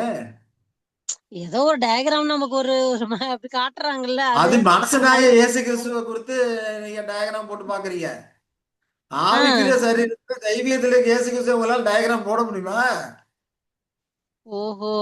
ஆஹ் ஆஹ் நீங்க இந்த காலண்டர்ல இதெல்லாம் படம் வச்சிருக்கிறாங்களே, நம்ம தேவற்பாடுல கூட வந்திருக்குது. இயேசு கிறிஸ்துவோட உருவப்படம் இப்படிதான் ஆஹ் இருந்திருக்கும் அப்படின்னு சொல்லி ஆமா. கூட வந்திருக்குது இல்லையா? ஆஹ் அது ஆமா. மனுஷனாய இயேசு கிறிஸ்து, ஆவிக்குரிய ஜீவியத்தில் இருந்த இயேசு கிறிஸ்து கிடையாது. இப்போ தெய்வீக சுபாவத்துல ஆஹ் இருக்க கிடையாது. அதை யாரும் பார்க்க முடியாது இல்லையா? ஆமா. அதனால இங்க சொல்லப்படுகிற காரியங்கள் மனுஷர்களுக்கு மனுஷர்களால் அதை பார்க்க முடியாது அப்படிங்கறத நாம புரிந்து கொள்கிறோம். அதனால அப்ப வந்துட்டு பரிசுத்தவான்களுக்கு கொடுத்து வச்சவங்க தான் பிதாவை பாக்குற பாக்கியம் அவங்களுக்கு கிடைச்சிருக்கு. ஆமா, அதனால்தான் உம் அவர்களுக்கு ஓட்டம் என்ன சாதாரண ஓட்டமா அவர்களுடைய ஓட்டம்? ஆமா. தங்களை வாழ்வா முழுமையா சாவா. பலி செலுத்துறாங்க இல்லையா? ஆமா சாட்டையால ஆமா. அடிச்சு ஜெயில போடும்போது துதித்து பாடினாங்க. நமக்கு லேசா அந்த உபத்திரவத்தையே அவர்கள் லேசான உபத்திரவம் சொன்னார் பவுல போசனம் இல்லையா? ஆமா. இப்படி நமக்கு வரக்கூடிய லேசான உபத்திரவம் சொன்னார். அந்த உபத்திரவத்தை அவ்வளவு அடிச்சு கொடுமைப்படுத்தி அப்படி செய்யலாம் செஞ்ச காரியங்களை லேசான உபத்திரவம் அப்படிங்கிறார். எதுக்கு லேசா சொல்றாரு? அவர்கள் அடையக்கூடிய அந்த மகிமையான ஸ்டேஜஸை கம்பேர் பண்ணி பார்த்தோம்னா இது அற்பம், இது ரொம்ப லேசான ஒரு லேசு. காரியம். ஆஹ் கரெக்ட். நமக்கு நமக்கு வீட்டுல ஒருத்தவங்க நம்மளை திட்டாவே ரொம்ப கஷ்டப்படுறோம். நாம பெரிய உபத்திரமா கஷ்டப்பட்ட மாதிரி நினைக்கிறோம் இல்லையா? ஆமா. யாரும் நம்ம அடிச்சிருக்க மாட்டாங்க, துன்புறுத்திருக்க மாட்டாங்க. ஆனாலும் கூட நம்மை சேர்ந்தவங்க யாராவது ஒரு வார்த்தை நம்ம கேவலமா பேசிட்டாங்கன்னா அதுவே பெரிய உபத்திரமா நினைக்கிறாங்க இல்லையா? எனக்கு மட்டும் ஏன் அவ்வளவு கஷ்டம், எவ்வளவு துன்பம் அப்படித்தானே நாம நினைக்கிறோம். ஆஹ் அவர்களோட ஓட்டம் உன்னதமான ஆமா. ஒரு ஓட்டம். அவர்களுக்கு கொடுத்தது பலியின் ஜீவியம், பலியின் உடன்படிக்கை பண்ணியிருக்காங்க. தன்னோட மாம்சத்தை முழுவதுமாக பலி செலுத்தி இருக்கிறாங்க. ஆகையினால அவர்களுக்கு மேன்மையான உன்னதமான அந்த ஒரு இடம் அவர் கிறிஸ்துவோடு கூட ஆளுகை பண்ணக்கூடிய ஒரு இடம் அவர்களுக்கு கிடைக்குது அப்படின்னு சொல்லி நம்ம பார்க்கிறோம். சரி, அப்போ தேவன் ஒரு ஆவியா இருக்கிறார் இல்லைங்களா? வேதாவசனம் அதான் சொல்லுது, காட் இஸ் ஏ ஸ்பிரிட். யோவான் 4:24 படிக்கிறோம். தேவன் ஆவியா இருக்கிறார், அவரை தொழுது ஆமா. கொள்ளுகிற ஆவியோடும் ஆவியோடும் உண்மையோடும் அவரை உண்மையோடும் அவரை தொழுது கொள்ள வேண்டும். அப்ப தேவன் சரீரம் எப்படிப்பட்டதா இருக்குது? ஆவிக்குரிய சரீரம். உம் அவருக்கு ஒரு சரீரம் இருக்குது. ஆனா அந்த உம் சரீரம் ஆவிக்குரிய சரீரமா இருக்குது இல்லைங்களா? உம் வெறுமனே இப்ப ஆவிக்குரிய நம்ம சரீரம். ஆவிக்குரிய சரீரத்தை எப்படி இமேஜின் பண்றது? ஏஞ்சல் மாதிரி நினைச்சுக்கணுமா? ஆவிக்குரிய சரீரத்துல உங்களால காற்று அடிக்குது, காற்றை எப்படி இமேஜின் பண்ணுவீங்க? அது ஸ்பிரிட் அது தானே. உணரும். ஆமா, அது அடிக்கிறது அது மேல படுறது அதை வச்சுதான் நம்ம உணர முடியும். ஆமா, அதுதான் முதலே சொன்னேன் நானு. அதோட நடவடிக்கையில பார்த்து காத்து இருக்குதுன்னு புரிந்து கொள்ளலாம். ஆஹ் மற்றபடி அதை ஆஹ் பார்க்கிறதோ இமேஜின் பண்றதோ அதை நம்மளால ஒண்ணுமே பண்ண முடியாது. சரிங்களா? ஏன்னா ஆமா. நமக்கு இருக்கிற ஆஹ் கெப்பாசிட்டி இருக்கு இல்லையா, அது கம்மி. அவ்வளோ கம்மி. நமக்கு இருக்க கெப்பாசிட்டி வரம்புக்குட்பட்டது. ஆனா தேவனுடைய கெப்பாசிட்டி வரம்பற்ற காரியம் இல்லையா? எல்லையில்லாத ஒரு ஆஹ் கெப்பாசிட்டி உள்ளவர். அப்ப நாம அவரை அது எப்படி இருக்கு அப்படின்லாம் நம்ம இமேஜின் பண்ணவும் முடியாது இல்லையா? தேவன் நமக்கு உம் செய்து வைத்திருக்கிற நன்மையான காரியங்களையே அவரோட மனதில் தோன்றதும் இல்லை, இருதயத்தில் தோன்றதும் இல்லை, கண் காணவும் இல்லை, காது கேட்கவும் இல்லை, இதயத்தில் தோன்றதும் இல்லை அப்படிங்கிறார். சொல்றாரா? ஆமா. உம் தேவன் பசுவான்களை வைத்திருக்க அந்த நன்மையான காரியங்களையே அவர்களை இமேஜின் பண்ண முடியாது அப்படிங்கிறார். அப்ப நாம அதை காட்டிலும் ரொம்ப ரொம்ப தாழ்நிலையில இருக்கக்கூடியவர்கள். நிச்சயம் நம்மளால என்ன பண்ண முடியாது, இமேஜின் பண்ண முடியாது. தேவன் ஆவியா இருக்க ஸ்பிரிட், காத்து போல, அவ்வளவுதான். நம்முடைய நாலேஜ் அதுக்குள்ளதான் வரம்புக்கு உட்பட்டதா இருக்குது. அந்த அளவுக்கு தான் நாம என்ன பண்ண முடியும், அதை புரிந்து கொள்ள முடியும். சரி, தேவன் ஆவியா இருக்கிறாருன்னா அப்ப இந்த காரியங்களை குறித்து இன்னும் கொஞ்சம் விளக்கமா பவுல் அப்போஸ்தலன் சொல்றாரு. இந்த ஆவிக்குரிய சரீரத்தை வித்தியாசப்படுத்தி சொல்றாரு. வித்தியாசப்படுத்தி சொல்லும் போது 1 கொரிந்தியர் 15 44 49 வரைக்கும் இருக்கக்கூடிய காரியங்களை பார்த்தோம்னா, ஜென்ம சரீரம் உண்டு, ஆவிக்குரிய சரீரம் உண்டு இல்லையா? ஜென்ம சரீரங்கிறது நமக்கு இருக்கிற மாம்சீக சரீரம். நாம் பிறக்கும் போது இருந்த ஜென்ம சரீரம். ஆவிக்குரிய சரீரம் அப்படிங்கிறப்போ தேவதூதர்கள் அப்படிலாம் இருக்கிறாங்க இல்லையா? அவங்க இருக்கிற மாதிரி அந்த ஆவிக்குரிய சரீரம் இருக்கு. அதே போல அந்தபடி முந்தின மனுஷனாகிய ஆதாம் ஜீவாத்மானான் என்று எழுதியிருக்கிறது. முந்தின மனுஷனாகிய ஆதாம் வந்து சரீரத்தை அவனுக்கு மண்ணிலிருந்து உருவாக்கி ஜீவ சுவாசத்தை அவன் ஆசையில ஊதுகிறார். மனுஷன் ஜீவாத்மாவானான். அதுதான் ஜென்ம சரீரமா இருக்கு. ஆனா பிந்தின ஆதாம் உயிர்ப்பிக்கிற ஆவியா இருக்கிறார். பிந்தினம் ஆதாம் அப்படிங்கிறப்ப 2ஆம் ஆறாம் ஆகிய யெஷுவா கிறிஸ்து எல்லாத்தையும் உயிர்ப்பிக்கிற ஆவியா இருக்கிறாரு. அவர் எப்படி ஆவிக்குரிய ஜீவியா இருக்கிறாரோ அதே போல பரிசுத்தவான்களும் ஆவிக்குரிய ஜீவியா இருக்கும்படிக்கு அவர்களை அந்த விதமா உயிர்ப்பிக்கிற ஆவியா இருக்கிறாரு. அதனால பிந்தின ஆதாம் உயிர்ப்பிக்கிற ஆவியா இருக்கிறாரு இல்லைங்களா? ஆனா ஆவிக்குரிய சரீரம் முந்தினதல்ல, ஜென்ம சரீரம் முந்தினது. ஜென்ம சரீரம் பாவ சரீரம் தான் முந்தினது. ஆவிக்குரிய சரீரம் அதற்கப்புறம் வரக்கூடியதா இருக்கிறது. இங்க விளக்கம் அங்க சொல்றாரு அப்படின்னு சொல்லி பார்க்கிறோம். அதே போல மன்னானுடைய சாயலை நாம் அணிந்திருக்கிறது போல வானோட சாயலும் அணிந்து கொள்வோம் என்று இங்க சொல்லப்படக்கூடிய காரியம் எல்லாமே யாரோடதா இருக்குது? பரிசுத்தவான்களுக்கு சொல்லப்படக்கூடிய ஒரு காரியமா இருக்கிறது. முந்தின மனுஷன் பூமியிலிருந்து உண்டான மண்ணானவன், 2ஆம் மனுஷன் வானத்திலிருந்து வந்த கர்த்தர். மண்ணானவன் எப்படிப்பட்டவனோ மண்ணானவர்களும் அப்படிப்பட்டவர்களே. வானத்துக்குரியவர் எப்படிப்பட்டவரோ வானத்துக்குரியவர்களும் அப்படிப்பட்டவர்களே. வானத்துக்குரியவராக இருக்கிற 2ஆம் ஆதாமிய யெஷுவா கிறிஸ்து எப்படி மகிமையும் கனத்தையும் சுதந்திரத்து கொண்டாரோ அதே போல இவர்களும் பரிசுத்தவான்களும் அந்த மகிமையும் கனத்தையும் சுதந்திரத்து கொண்டவர்களா இருக்கிறாங்க. கிறிஸ்துவின் அடிச்சுவடுகளை பின்பற்றி நடந்ததுனால அவர்கள் அதை சுதந்திர கொள்ளக்கூடியவர்களா இருக்கிறாங்க. அப்ப மண்ணானவருடைய சாயலை நாம் அணிந்திருக்கிறது போல வானவருடைய சாயலையும் அணிந்து கொள்வோம் என்று அங்கே அப்போஸ்தலர் சொல்றதே நம்ம பார்க்கிறோம் இல்லைங்களா? அப்போ இதுல இருந்து நம்ம என்ன தெரியுது? ஜென்ம சரீரம் இருக்கு, ஆவிக்குரிய ஜென்ம சரீரங்கிறது மாம்சத்தினால் ஆனது. ஆவிக்குரிய சரீரம் வந்து கண்ணால் காணப்படையாதபடிக்கு காற்று போல ஒரு ஸ்பிரிட்டா இருக்குன்னு சொல்லி ரெண்டுக்கும் உள்ள வித்தியாசத்தை கொடுக்கிறார். ஆவிக்குரிய காரியத்து இருக்கிறதும் அதுக்கு சரீரம் சொல்லலாம். நாம் மாம்சத்தின்படி இருக்கிற சரீரத்துக்கு சரீரம் கொள்ளலாம்.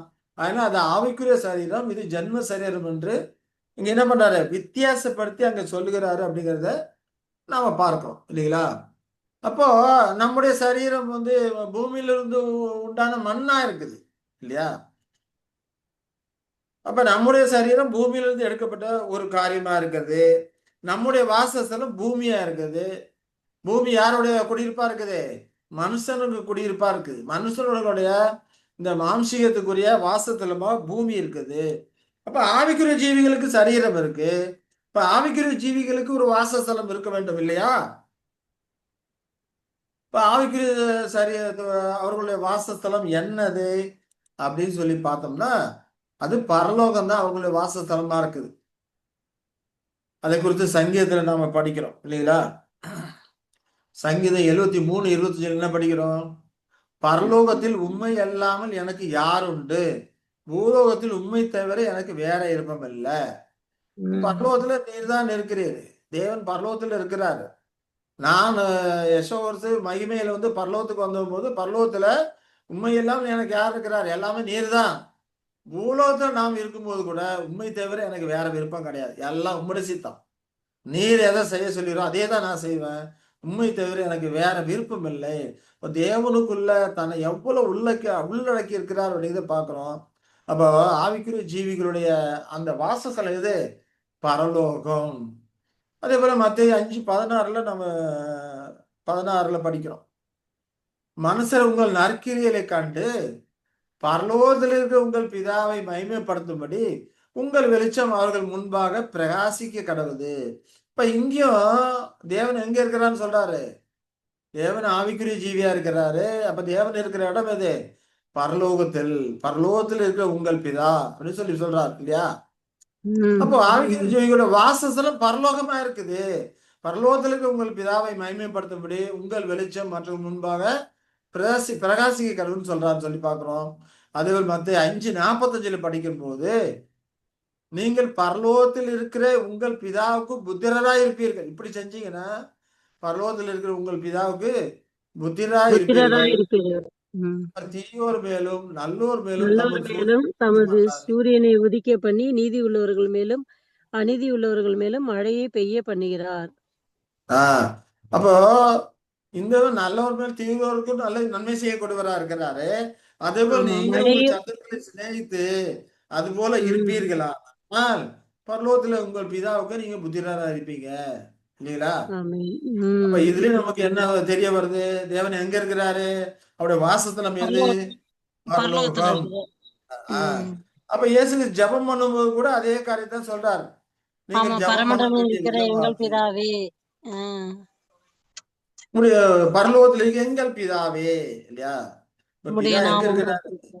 பரலோகத்தில் இருக்கிறாரு அப்படிங்கிறத ம். இங்க சொல்றதை நாம பார்க்கிறோம் இல்லையா? சரி. அப்போ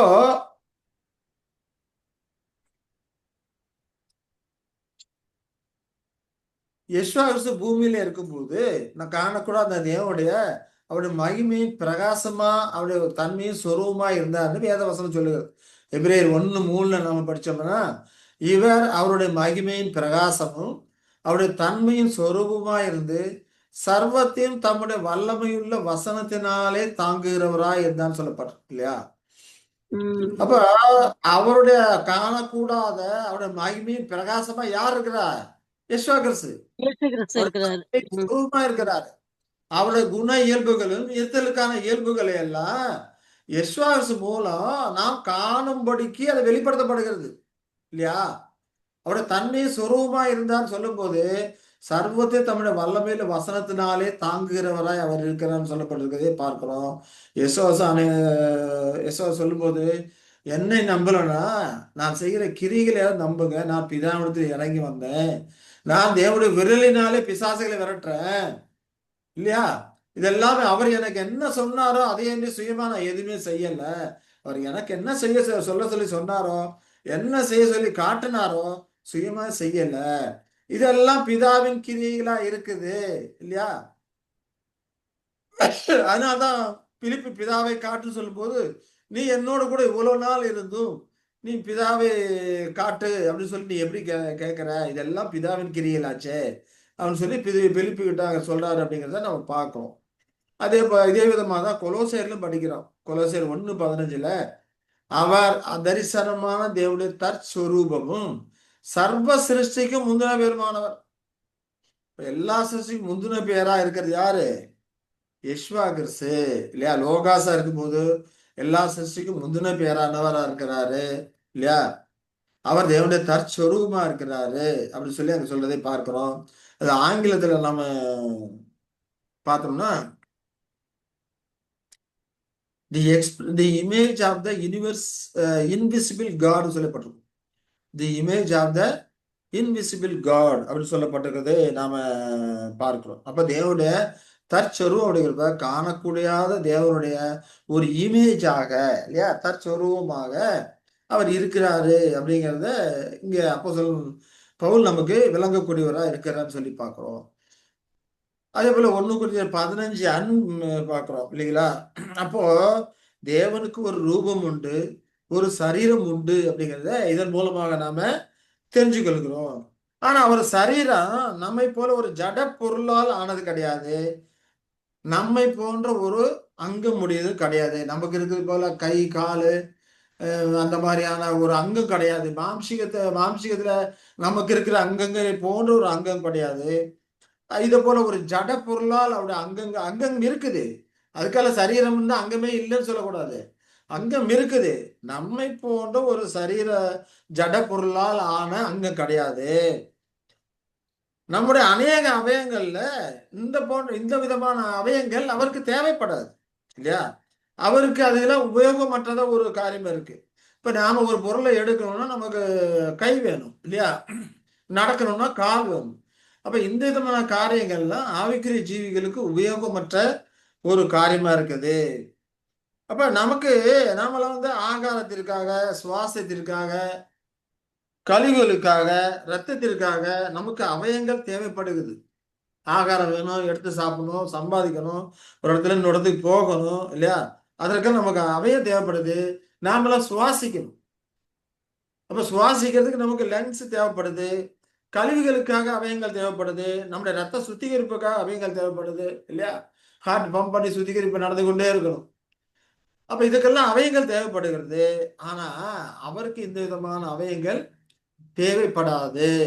ஏன்னா 1 கொரிந்தியர் 15:50 பார்க்கிறோம். 1 கொரிந்தியர் 15:50 சகோதரரே சகோதரரே, நான் சொல்லுகிறது என்னவெனில், மாம்சமும் இரத்தமும் தேவனுடைய ராஜ்யத்தை சுதந்தரிக்க மாட்டாது.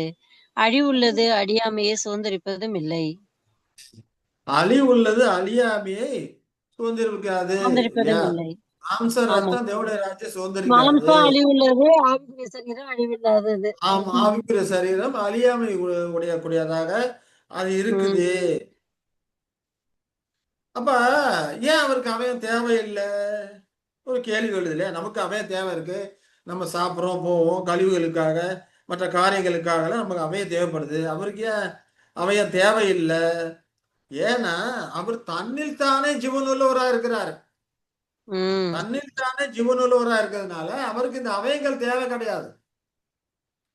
அதான் சொல்றாரு. யோவான் 5:26 சொல்றாரு. யெஷூவர் சொல்லும்போது, பிதாவானவர் பிதாவானவர் தம்மில் தாமே தம்மில் ஜீவனுடையவராய் இருக்கிறது போல, குமாரனும் தம்மில் தாமே ஜீவனுடையவராய் இருக்கும்படி அருள் செய்திருக்கிறார். ஆ தன்னில் தானே ஜீவனா இருக்கிறது போல, குமார் தன்னில் தான் ஜீவனா இருக்கும்போது அருள் செய்திருக்கிறார். இல்லையா? அப்படிப்பட்ட ஒரு ஜீவியத்தை குமாரனுக்கு அருள் செய்திருக்கிறார். எப்போ உயிர்த்தெழுந்ததுக்கு அப்புறம் அது ம். வரக்கூடியதாக இருக்குது அப்படின்னு சொல்லி பார்க்கிறோம் இல்லையா? அப்ப பிதா தன்னில் தானே ஜீவனுள்ளவரா இருக்கிறாரு. அப்ப அவர் இருத்தலுக்கு புறம்பான காரியங்கள் சார்ந்திருக்க வேண்டிய அவசியம் இல்லை. நாம இருக்கிறோம் அப்படின்னா நமக்கு வந்து காத்து வேணும், தண்ணி வேணும், சாப்பாடு வேணும் இல்லையா? அதெல்லாம் இல்லைன்னா நம்ம சோர்ந்து போயிடுவோம், அழிஞ்சு போயிடும். நம்ம சரீரம் அழிஞ்சு போயிடும். அதெல்லாம் இல்லைண்ணா. ஒரு ஒரு வாரம் 15 நாள் சாப்பிடாம தண்ணி குடிக்காம இருந்து பாருங்க. வத்த காய்ச்சி மாதிரி ஆயிரும். இல்லையா? உடம்பு இளைச்சு போயிரும். அப்படியே விட்டாச்சுன்னா மரித்து போயிருவாங்க. அழிஞ்சு போயிரும் அது. அப்ப நாம ஜீவனோட இருக்கிறதுக்கு அதெல்லாம் சார்ந்து இருக்கக்கூடியதாக இருக்குது. ஆனா, அவரு அந்த விதமாக ஆகாரத்தையோ, மற்ற காரியங்களையோ சார்ந்து இருக்க வேண்டிய அவசியம் இல்ல. அவருடைய ஜீவன் தன்னில் தானே ஊறுகிற நீர் ஊற்றா இருக்கக்கூடியதா இருக்கு. தனக்கு தானே அது ஊறுகிற ஒரு நீர் ஊற்றாக இருக்குது. ஆகையினால நம்மை போன்ற இப்படிப்பட்ட அவயங்கள் அவருக்கு என்னால தேவையில்ல, அவசியம் இல்ல. இல்லையா? அப்பனா வேத வசனம் சொல்லுது. தேவனுடைய செயல்களை குறித்து பார்க்கும்போது, தேவன் பார்க்கிறாரு, கேட்கிறாரு, முகர்றாரு, இல்லையா? தொடுறாரு. இப்படிலாம் விவரிக்குது. அப்ப அவருக்கு அவயம் இல்லைன்னா, இதெல்லாம் எப்படி அவர் செய்ய முடியும்? ஒரு கேள்வி எழுது. இல்லைங்களா? இப்ப இதெல்லாம் வேத வசனம் விவரிக்கிறதுனால, அவருக்கு அவயங்கள் இருக்குது. ஆனா, அந்த அவயங்கள் ஆவிக்கு ஏற்ற விதத்துல இருக்குது. நம்மை போல ம். மாம்ச விதமான அவயங்கள் இல்ல. அவருக்கு ஒரு சரீரம் இருக்குன்னா, அந்த சரீரத்துக்கு அவயங்கள் இருக்கணும். இல்லைங்களா? இப்ப சரீரம் இருந்தா சரீர அவயங்கள் இருக்கணும். அவருடைய சரீரம் ஆவிக்குரிய விதமா இருக்கிறது. அப்ப அவருடைய அவயங்கள் எப்படி இருக்கும்? ஆவிக்குரிய விதமா இருக்கு விதமாக தான் அந்த அவயங்கள் இருக்கும். அதனால தான் வேத வசனங்கள் அவர் பார்க்கிறாரு, கேட்கிறாரு, முகர்றாரு, தொடுறாரு அப்படியெல்லாம் விவரிக்குது. இல்லையா? அப்போ நாம் பெற்றிருக்கக்கூடிய அவயங்களைப் போல அது கிடையாது அப்படிங்கிறத நாம என்ன பண்ணுவோம்? இந்த இடத்துல புரிஞ்சு கொள்ளணும். அப்ப தனக்கென்ன தன்னில் தானே ஜீவனுள்ளவரா இருக்கிறாரு அப்படிங்கிறப்போ, அந்த ஜீவன் அவருக்குள்ளே ஊறுகிற ஒரு நீரூற்றா இருக்கக்கூடியதா இருக்குது. அது எதையுமே சார்ந்திருக்க வேண்டிய அவசியம் இல்லாததா இருக்குது அப்படின்னு சொல்லி, தேவன் வெளிப்படுத்திருக்கிற இந்த வேதாகமத்தின் மூலமாக நாம் அதை நம்முடைய சக்திக்கு உட்பட்டு புரிந்து கொள்ளக்கூடியவர்களாக நாம இருக்கிறோம். அப்ப அவருடைய சரீரம் எவ்விதமா இருக்கிறது? எதைப் போல இருக்கக்கூடியதா இருக்கிறது? நிச்சயமா அத குறித்த காரியம் நமக்கு என்னது தெரியாது. கண்ணால பார்க்க முடியாது. இல்லைங்களா? அதனால தான் எபிரேயர் 1:3 சொல்லும்போது அவருடைய மகிமையின் பிரகாசமும், அவருடைய தன்மையும் சொரூபமாய் இருக்கிறாரு அப்படின்னு சொல்லப்பட்டிருக்கு.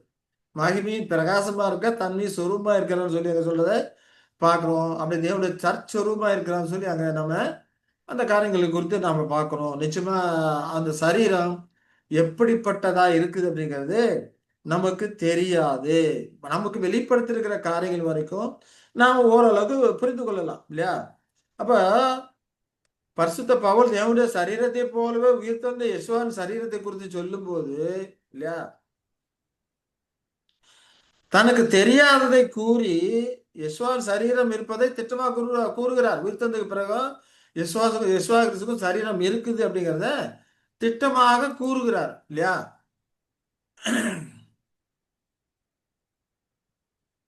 ஏன்னா அவர் அதிர்ஷ்டமா தேவனுடைய தற்சர்வும் சர்வ சிருஷ்டிக்கும் முந்தின பேருமானவர் என்றெல்லாம் அங்கே சொல்லுகிறதை நாம பார்க்கிறோம். இன்னும் சொல்லப்போனா யோவான் 1 யோவான் 3:2 என்ன சொல்றாரு? இப்பொழுது தேவனுடைய பிள்ளைகளா இருக்கிறோம், இனி எவ்விதமா இருப்போம் என்றும் இன்னும் வெளிப்படலை. ஆகிலும் அவர் வெளிப்படும் போது அவர் இருக்கிற வண்ணமாகவே நாம் அவரை தரிசிப்பதினால் அவருக்கு ஒப்பா இருப்போம் என்று அறிந்திருக்கிறோம் என்று அங்க சொல்கிறதை நாம் பார்க்கிறோம் இல்லையா? அப்ப இயேசு கிறிஸ்துவ சரீரமே அவர் மகிமைக்கு போயிருக்கிறாரு, தெய்வீக சுபாவத்துல இருக்கிறாரு, ஆவிக சரீரத்துல இருக்கிறாரு. அது எப்படிப்பட்டதா இருக்குங்கிறது இன்னும் வெளிப்படலாகிறாரு. பரிசுத்தனா இருக்கிற அப்போஸ்தலன் பவுல் அது எவ்விதமா இருக்கும் என்று இன்னும் வெளிப்படல. ஆனாலும் அவர் வெளிப்படும் போது இல்லையா, அவர் இருக்கிற வண்ணமாவே நாம் அவரை தரிசிப்போம். அவர் இருக்கிற வண்ணமே நாம் அவரை தரிசிப்பதனால் அவருக்கு ஒப்பாயிருப்போம் இல்லையா?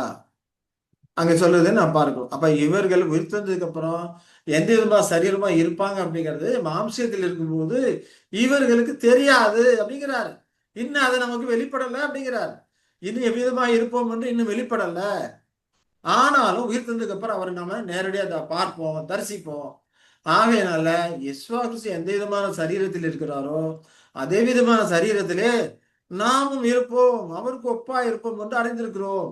அப்ப இவருடைய அறிவு மாம்சத்தில் இருக்கும்போது குறிப்பிட்ட வரம்புக்கு உட்பட்ட விதமாக எப்படி அறிந்திருக்கிறாங்கன்னு சொல்லி பார்க்கணும். அப்ப நாமளும் தேவன் ஆவியா இருக்கிறாரு, மகிமையில இருக்கிறாரு, காணக்கூடாதா இருக்கிறாரு. அப்படிங்கிறப்போ நாம் மாம்சத்தில் இருக்கிறதுனால ஒரு வரம்புக்கு உட்பட்ட விதமாக நாம் அதை என்ன பண்ணலாம், நமக்கு வெளிப்படுத்த காரியங்களிலிருந்து நாம் அதை அறிந்து கொள்ளக்கூடியவர்களா இருக்கிறோமே ஒழிய முற்றுமுழிய நாம் இன்னொரு மனிதனை அறிந்து கொள்ளுகிறது போல் அவரை முழுமையாக அறிந்து கொள்ள முடியாது இல்லையா? ஏன்னா பரிசுத்தவான்களுக்கு அவரை பார்க்கும்போது அவருக்கு ஒப்பா இருக்கும். அது வரைக்கும் நமக்கு தெரியாது நாங்க சொல்றதை நாம பார்க்கிறோம். அதே போல பிலிப்பியர் 3:21 சொல்லும்போது நம்முடைய அற்பமான சரீரத்தை நம்முடைய மகிமையான சரீரத்திற்கு ஒப்பாக மறுரூபப்படுத்துவார் என்று சொல்லப்பட்டிருக்கிறது நாம பார்க்கிறோம் இல்லையா? அப்ப யெசுவாவின் மகிமையான சரீரத்தை பற்றி இங்க சொல்லுகிறாரு. முன்னாடி எப்படி நான் இருந்தனோ அந்த நிலைமைக்கு போகணும்னு ஆசைப்படுறேன். தயவு செஞ்சு உங்க குடும்ப ஞாபகம், உங்க ஞாபகம் எனக்கு வரவே கூடாது வாழ்க்கையில. சிஸ்டர் உங்க போன மியூட் பண்ணி சிஸ்டர். திருப்பி நான் தேவனுக்கு என்று சிஸ்டர் எனக்கு நீங்க எதுவுமே அனுப்பக்கூடாது. சரி. அப்போ பிலிப்பியர் 3:21 சொல்லும்போது நம்முடைய அற்பமான சரீரத்தை நம்முடைய மகிமையான சரீரத்துக்கு ஒப்பாக மறுரூபப்படுத்துவார் நாங்க மறுரூபப்படுத்துவார் நாங்க சொல்லுகிறதை நாம பார்க்கிறோம் இல்லைங்களா? அப்போ அநேக காரியங்களை குறித்து நமக்கு அறிவு இல்லாதது போலவே அவர் சரீரத்தை பற்றியும் நமக்கு முழுமையாக அறிந்து கொள்வதற்கான அறிவு கிடையாது. காரணம் என்னன்னு பார்த்தோம்னா, ஒரு பக்கம் அவருடைய உன்னதமான உயர்வான மாட்சிமையான நிலை, இன்னொரு பக்கம் நம்மளை பத்தி யோசிச்சோம்னா நமது அற்ப சொற்ப மாம்சீகத்தில் இருக்கக்கூடிய ஒரு நிலை. அது மாம்சீகத்திலும் பூர்ணமா கூட இல்லை, அபூர்ணமா இருக்கிறோம், விழுந்து போன தன்மையில இருக்கிறோம் இல்லைங்களா, பாவ நிலையில இருக்கிறோம். அப்படிங்கிறப்போ நமது அற்ப சொற்ப நிலை அவர் உன்னதமான ஒரு நிலையா இருக்கிறாரு. ஆகினால நம்முடைய நிலை மகா மகா கீழான ஒரு நிலையா இருக்கிறது. ஆகையினால நம்முடைய நிலை ஒரு எல்லைக்குள்ள இருக்கிறது. நம்முடைய நிலை ஒரு எல்லைக்குள்ள அடங்கிய ஒன்று. உதாரணத்துக்கு பார்த்தோம்னா நம்முடைய கண்ணு ஒரு எல்லை வரைக்கும் தான் பார்க்கும், அதுக்கு மேல இருக்கிறது நமக்கு தெரியாது. நம்முடைய காதுக்கு ஒரு குறிப்பிட்ட டெசிபல், அது டெசிபல் அளவு சொல்றாங்க, ஒரு குறிப்பிட்ட டெசிபிள் வரைக்கும் நம்முடைய காதில் ஒரு சத்தத்தை கேட்கும். அதுக்கு மேல சத்தத்தை கேட்டா ஜவ்வு பிஞ்சு போகும், காது செவிடாய் போகும் இல்லைங்களா? அப்ப நம்முடைய காரியங்கள் எல்லாமே ஒரு எல்லைக்குள் அடங்கிய ஒன்றா இருக்கிறது. ஆகையினால தேவனை குறித்து ஒருபோதும் முழுமையாக புரிந்து கொள்ளவே முடியாது. அப்ப அவர் தம்மை குறித்து நமக்கு என்ன வெளிப்படுத்தியிருக்கிறாரோ, அவர் நமக்காக வெளிப்படுத்தியிருக்கிற அவரை குறித்து வெளிப்படுத்துகிற ஒரு சாதனம் வேதாகம். அப்ப வேதாம வசனத்தின் மூலமாக அவரை குறித்து அவர் நமக்கு என்ன வெளிப்படுத்தியிருக்கிறாரோ, அந்த அளவுக்கு தான் நாம என்ன பண்ண முடியும்? அதை அறிந்து கொள்ள முடியும், புரிந்து கொள்ள முடியும். இப்ப நமக்கு வெளிப்படுத்த இந்த வசனங்கள் மூலமாக தேவன் ஒரு பர்சன் அப்படின்னு சொல்லி புரிந்து கொள்கிறோம். அவருக்கு ஒரு சரீரம் இருக்கு அப்படிங்கிற புரிந்து கொள்கிறோம். அந்த சரீரம் ஆவிக்குரிய சரீரமா இருக்குது. அந்த ஆவிக்குரிய சரீரங்களுக்கு அந்த ஆவிக்குரிய விதத்திலே அவருக்கு அவயங்கள் அங்கங்கள் இருக்குது அப்படிங்கிற காரியத்தை குறித்து நாம இந்த வேத வசனங்கள் மூலம் இப்போது நாம புரிந்து கொண்டிருக்கிறோம். சரிங்களா? சரி, இது வரைக்கும் பார்த்த காரியங்கள் ஏதாவது கேள்விகள் இருக்கா? தேவன் ஒரு பர்சனாக இருக்கிறாரு, அவருக்கு ஒரு சரீரம் இருக்குது, அது ஆவிக்குரிய சரீரமா இருக்குது, நாம் காணக்கூடாதா இருக்குது அப்படிங்கிறத நம்ம இது வரைக்கும் பார்த்து புரிந்து கொண்டிருக்கிறோம். சரி, அடுத்ததா பார்த்தோம்னா அந்த சரீரம், தேவனுக்கு ஒரு சரீரம் இருக்குது பார்த்தோம், அது ஆவிக்குரிய சரீரமா இருக்கு பார்த்தோம். அப்ப தேவனுடைய அந்த ஆவிக்குரிய தன்மை எப்படிப்பட்டதா இருக்குது அப்படிங்கிறத வேதாந்தத்தில் நமக்கு என்ன வெளிப்படுத்தி இருக்கிறாரோ அந்த வரம்புக்கு உட்பட்ட விதமாக நம்ம என்ன பண்ணலாம், அதை குறித்து ஆராய்ந்து பார்க்கலாம். அப்ப யோவான் 4:24 சொல்றார், தேவன் ஆவியா இருக்கிறார் இல்ல, அவரை தொழுது கொள்ளுவர்கள் ஆவியோடு உண்மையோடு தொழுது கொள்ள வேண்டும். அப்போ அதே போல அப்போஸ்தலர் 17:29 பார்த்தோம்னா, நாம் தேவனுடைய சந்ததியாரா இருக்க மனுஷனுடைய சித்திர வேலையினாலும் யுக்தியினாலும் உருவாக்கின பொன் வெள்ளி கல் இவைகளுக்கு தெய்வம் ஒப்பாயிருக்கும் என்று நாம் நினைக்கலாகாது என்று அங்க சொல்லுவதை பார்க்கிறோம். அப்ப தேவன் ஆவியா இருக்கிறார், ஸ்பிரிட்டா இருக்கிறார், காத்து போல இருக்கிறாரு, நம்ம பார்க்க முடியாது. அப்படிப்பட்ட தேவனுக்கு அவருடைய சந்ததியாரா இருக்கிற நாம காண முடியாத தேவனுக்கு பொன்னாலோ வெளியிலாலோ கல்லாலோ தெய்வம் ஒப்பா இருக்கும் அப்படின்னு சொல்லி நினைத்தோமானால் நிச்சயமாக அது முட்டாள்தனமான ஒரு காரியமா இருக்குது. தேவனுக்கு மகிமை குறைவை ஏற்படுத்தக்கூடிய ஒரு காரியமா இருக்குது. இப்ப நாம இந்த விதமாக கல்லு மண்ணி வச்சுலாம் தெய்வம் ஒப்பா இருக்கும்ல நம்ம நினைக்க கூடாது. அது நம்முடைய மிகவும் கீழ்த்தரமான ஒரு நிலையை காட்டக்கூடியதா இருக்குது. நமது புத்தியிலே அறிவிலே நாம தேவன் கொடுத்திருக்க அறிவை நாம பயன்படுத்தல அப்படிங்கிறது தான் நாம அதுக்கு நமக்கு தெரியக்கூடியதா இருக்குது. அது மட்டும் இல்ல, தேவனுக்கு மகிமை குருவை ஏற்படுத்தக்கூடியவர்களா இருக்கும். அப்போ வேத வாக்கியங்கள் நம்முடைய சுபாவ காரியங்கள் இருந்து வேறுபடுத்தி நமக்கு போதிக்கிறது. நம்முடைய மனுஷனை போல ஒரு பொம்மையை செஞ்சு, ஒரு கல்லுல ஒரு பொம்மையை செஞ்சு, இல்ல வெள்ளியிலோ பொண்ணுல ஒரு உருவத்தை உண்டாக்கி அது தெய்வம் என்று நினைக்க கூடாது. அப்போ வேத வசனங்கள் வாக்கியங்கள் வந்து நம்முடைய சுபாவ காரியங்களிலிருந்து வேறுபடுத்தி நமக்கு போதிக்கக்கூடியதா இருக்கிறது. தேவனுடைய ஆவித்தன்மையை நமக்கு வேறுபடுத்தி எடுத்து காட்டக்கூடியதா இருக்கிறது. அப்படி தேவனுடைய சரீரம் மாம்சம் ரத்தம் போன்ற வேற எந்த ஜட பொருளாலும் ஆனது கிடையாது. அது ஆவிக்குரிய தன்மையுடையதா இருக்குது அப்படிங்கிறத வேத வசனங்கள் நமக்கு அறிவுறுத்தக்கூடியதா இருக்கு. இப்போ பொன் வெள்ளி கல்லு போன்ற அப்படிப்பட்ட ஒரு ஜட பொருளால் ஆனது கிடையாது. நம்மை போன்ற மாம்சம் ரத்தம் ஓடக்கூடிய அப்படிப்பட்ட ஒரு ஜட பொருளாலும் ஆனது கிடையாது அப்படின்னு சொல்லி வேத வசனங்கள் நமக்கு போதிக்கிறது. தேவன் ஆவியா இருக்கிறது, அவருடைய ஆவித்தன்மையை நமக்கு எடுத்து காட்டக்கூடியதா இருக்கிறது. அப்போ அவருடைய சரீரம் ஆவிக்குரிய ஜீவியா இருக்கிறது. அவருடைய இருத்தல், உயிரோடு இருக்கிறாரு, ஒரு பர்சனாக இருக்கிறாரு. அந்த இருத்தல் ஆவிக்குரிய ஜீவியாக அமைந்திருக்கிறதுன்னு சொல்லி பார்க்கிறோம்.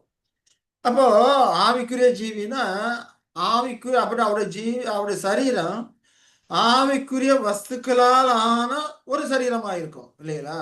அதான் ஆவிக்குரிய தன்மை அப்படிங்கிற ஆவிக்குரிய வஸ்துக்களாலான ஒரு சரீரமா இருக்கணும்.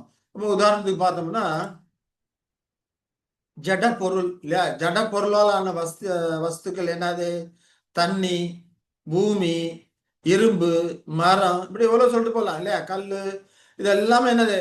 ஜட பொருளால் ஆன வஸ்துக்கள் இல்லையா. தண்ணி, மரம், இரும்பு, மரம் எல்லாம் ஜட பொருளால் ஆன வஸ்துக்களா இருக்குது. ஆனா ஆவிக்குரிய வஸ்து அப்படிங்கிறப்போ சக்தி, சக்தின்னு சொல்றோம் இல்லைங்களா. இப்ப சக்தி அப்படிங்கிறப்போ நம்மளால காண முடியாது, அது ஆவிக்குரிய ஒரு காரியமா இருக்குது. காத்தடிக்குது, புயல் காத்து அடிக்குது, இவ்வளவு வேகத்துல அடிக்குதுன்னு பாக்குறோம். அந்த காற்றோடைய சக்திய நம்ம பாக்குறோம் இல்லையா. கொட்டாயெல்லாம் தூக்கிட்டு போகுது, மரத்தை கீழே சாய்க்குது. அதோட சக்தி எவ்வளோ பலம் உள்ளதா இருக்குது. அப்போ சக்தி அப்படிங்கிறது அது ஒரு ஜட பொருள் நம்ம எழுத முடியாது, அது ஆவிக்குரிய வஸ்து.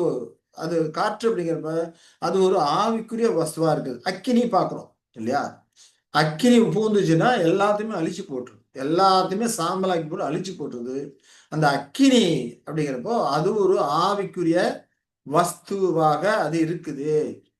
அதே போல வெளிச்சம் இல்லையா, வெளிச்சம் ஒரு இடத்துல வெளிச்சம் வந்துருச்சுன்னா, இப்ப நான் சுவிட்சை போட்டோம்னா லைட் எரியுது, லைட் எரியுதுன்னா நம்ம டியூப்லைட் தான் பார்க்க முடியும்.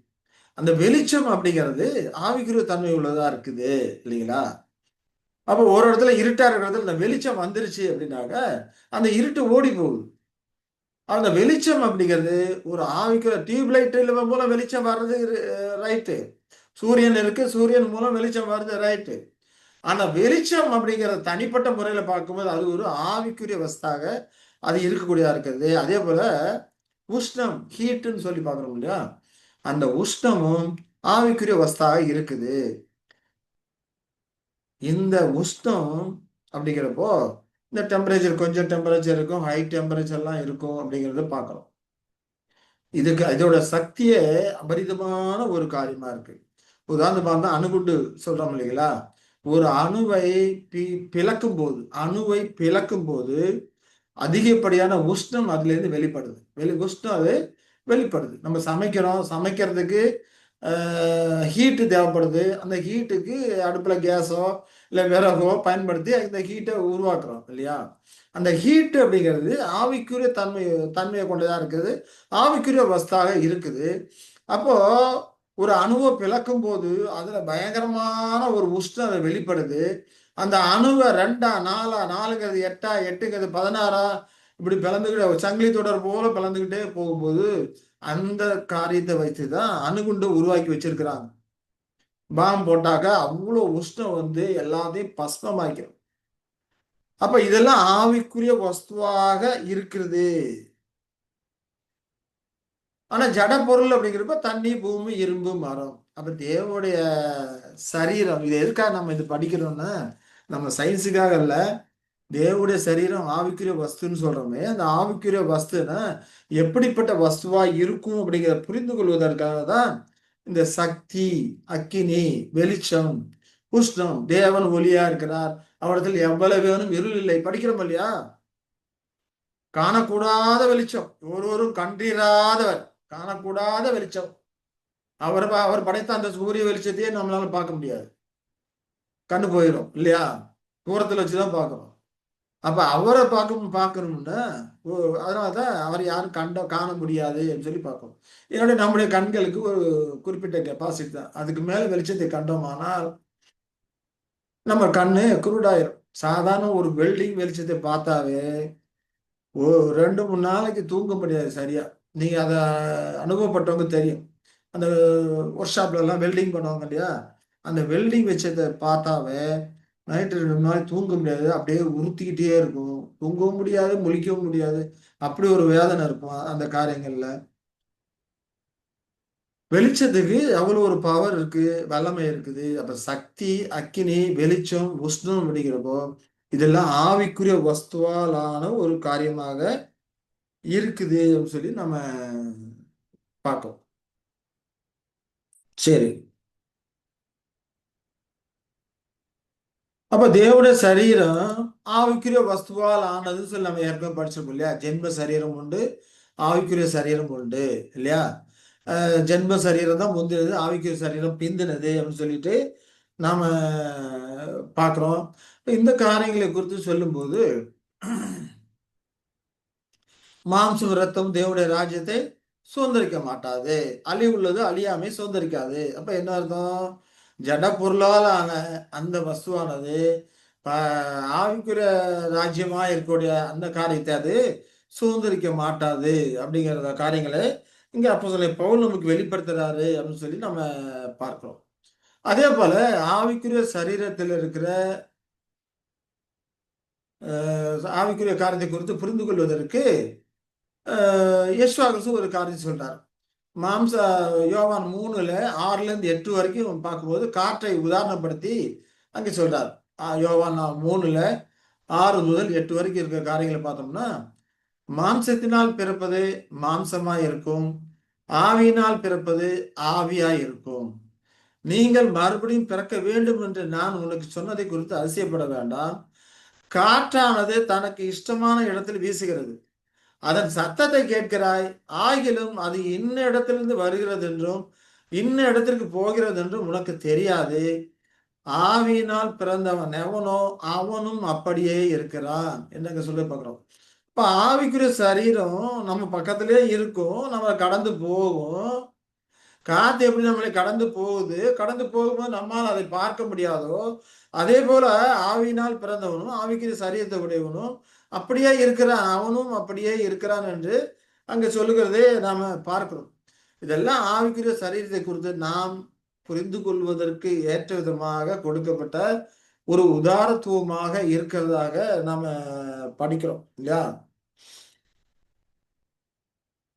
அது மட்டும் இல்லாம தேவதூர்கள் ஆவிக்குரிய சரீரத்தை உடையவர்களா இருக்கிறாங்க அப்படிங்கிறப்போ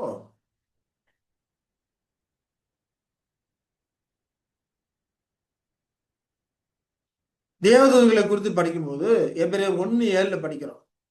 தேவதூதரை குறித்தோ தம்முடைய தூதர்களை காற்றுகளாகவும் தம்முடைய ஊழியக்காரரை அக்கினி ஜுவாலைகளாகவும் செய்கிறார் என்று இங்க சொல்லி இருக்கிறார் சொல்லி பார்க்கிறோம். இப்ப தேவதூதர்களை காற்றுகளாக இருக்கிறாங்க, அக்னி ஜுவாலைகளாகவும் இருக்கிறான்னு சொல்லி பார்க்கணும். ஆங்கிலத்துல பார்க்கணும்னா who make these angels இல்லையா, flame of fire, spirit flame of fire அப்படின்னு சொல்லி பார்க்கணும். காற்றை போல இருக்கிறாங்க, அதே போல அக்கினை போல இருக்கிறாங்க. அப்ப ஆவிக்குரிய சரீரம் இருக்கும்போது அவர்களுடைய சரீரங்களும் இப்படி ஆவிக்குரிய வஸ்துவால் ஆன காற்றை போல இருக்குது, அதே போல அக்னி போல இருக்குது, ஃபிளேம் ஆஃப் ஃபயர் சொல்லப்பட்டிருக்கு, அக்னி போல இருக்குது. இப்ப இந்த விதமான ஆவிக்குரிய வஸ்துவால் ஆனதுன்னு சொல்லி பார்க்கிறோம். அப்ப தேவதூதர்கள் இந்த விதமாக ஆவிக்குரிய சரீரம் இருக்கிறாங்க அப்படிங்கிறப்போ அவருடைய சரீரம் ஆவிக்குரிய வஸ்துக்களால் உண்டான ஒரு காரியமா இருக்குன்னு சொல்லி நாம் இதன் மூலமாக புரிந்து கொள்கிறோம். ஆனா தேவதூதர்களுக்கு பல ரேஞ்ச் இருக்கு. கேருபீன்கள், சேராபீன்கள் அப்படிலாம் இருக்கு இல்லையா? மாம்சத்துக்கு மாம்சம் வித்தியாசம் இருக்குது. மனுஷங்களுடைய மாம்சம் வேற, பறவைகளுடைய மாம்சம் வேற, மச்சங்களுடைய மாம்சம் வேற இல்லையா? எல்லாமே மாம்சம் தான். மிருகங்களுடைய மாம்சம் வேற, மச்சங்களுடைய மாம்சம் வேற, பறவைகளுடைய மாம்சம் வேற, மனிதனுடைய மாம்சம் வேற. பிரிச்சு சொல்றாரு இல்லைங்களா? பிரிச்சு சொல்றாரு இல்லையா? அது போல ஆவிக்குரிய சரீரம் ஜென்ரலா நம்ம ஆவிக்குரிய சரீரம் சொன்னால் கூட அதுவும் வித்தியாசம் இருக்குது. தேவதூதர்களையும் பலவித ரேஞ்ச் இருக்குது. அதான் இங்க சொல்றாரு, தூதர்களை காற்றுகளாகவும் வச்சிருக்கிறாரு, அக்னி ஜுவாலைகளாகவும் வச்சிருக்கிறார். அப்படிங்கிறப்போ அவங்களுடைய ரேஞ்சுக்கு தகுந்த விதமாக அதுவும் என்னது வித்தியாசம் இருக்கக்கூடியதா இருக்குது. அப்ப கேருபீன்கள், சேராபீன்கள் அப்படிங்கிறப்ப இவர்களா அவர்களை காட்டிலும் இன்னும் உன்னதமான மேலான உயர்வான தேவதூதர்களா இருப்பாங்க. அப்ப அவர்களுடைய சரீரம் இவர்களுடைய சரீரத்தை காட்டிலும் ஒரு உயர்ந்த தன்மை உள்ளதாக, உயர்ந்த வஸ்துவாலான, அதாவது உயர்ந்த ஆவிக்குரிய வஸ்துவாலான சரீரமாக அது இருக்கும் அப்படின்னு சொல்லி நம்ம என்ன பண்ணலாம், அதை எதிர்பார்க்கலாம். அப்போ தேவனுடைய தெய்வீக தன்மை, தேவனுக்கு ஆவிக்குரிய சரீரத்தில் இருக்கிறா அப்படிங்கிறப்போ தேவனுடைய தெய்வீக தன்மையில இருக்கிறாரு, சாவாமையில இருக்கிறாரு. அப்படிப்பட்ட உன்னதமான தேவனுடைய ஆவிக்குரிய சரீரம் இந்த ஆவிக்குரிய இப்ப நாம பார்த்த ஆவிக்குரிய வஸ்துக்களை காட்டிலும் மிக மேலான உயர்வான உன்னதமான ஒரு வஸ்துக்களால் ஆனதாக அது நிச்சயமா இருக்கும் இல்லைங்களா? அதனால்தான் யோவான் 5:26 படிக்கும்போது பிதாவானவர் தம்மில் தாமே ஜீவனுடையவரா இருக்கிறது போல குமாரன் தம்மில் தாமே ஜீவனுடைய இருக்கிறபடி அருள் செய்திருக்கிறார். அப்ப அவருடைய காரியமானது தம்மில் தாமே ஜீவனுடையா இருக்குது. அந்த ஜீவன் அவருக்குள்ளே ஊருற நீர் ஊற்றா இருக்குது. அப்ப அது இதை காட்டிலும் உன்னதமான ஒரு ஆவிக்குரிய பொருளா ஆன ஒரு சரீரமாக அது இருக்கும். அப்போ தேவனுடைய சரீரத்தோட அந்த உண்மை தன்மை இல்லையா,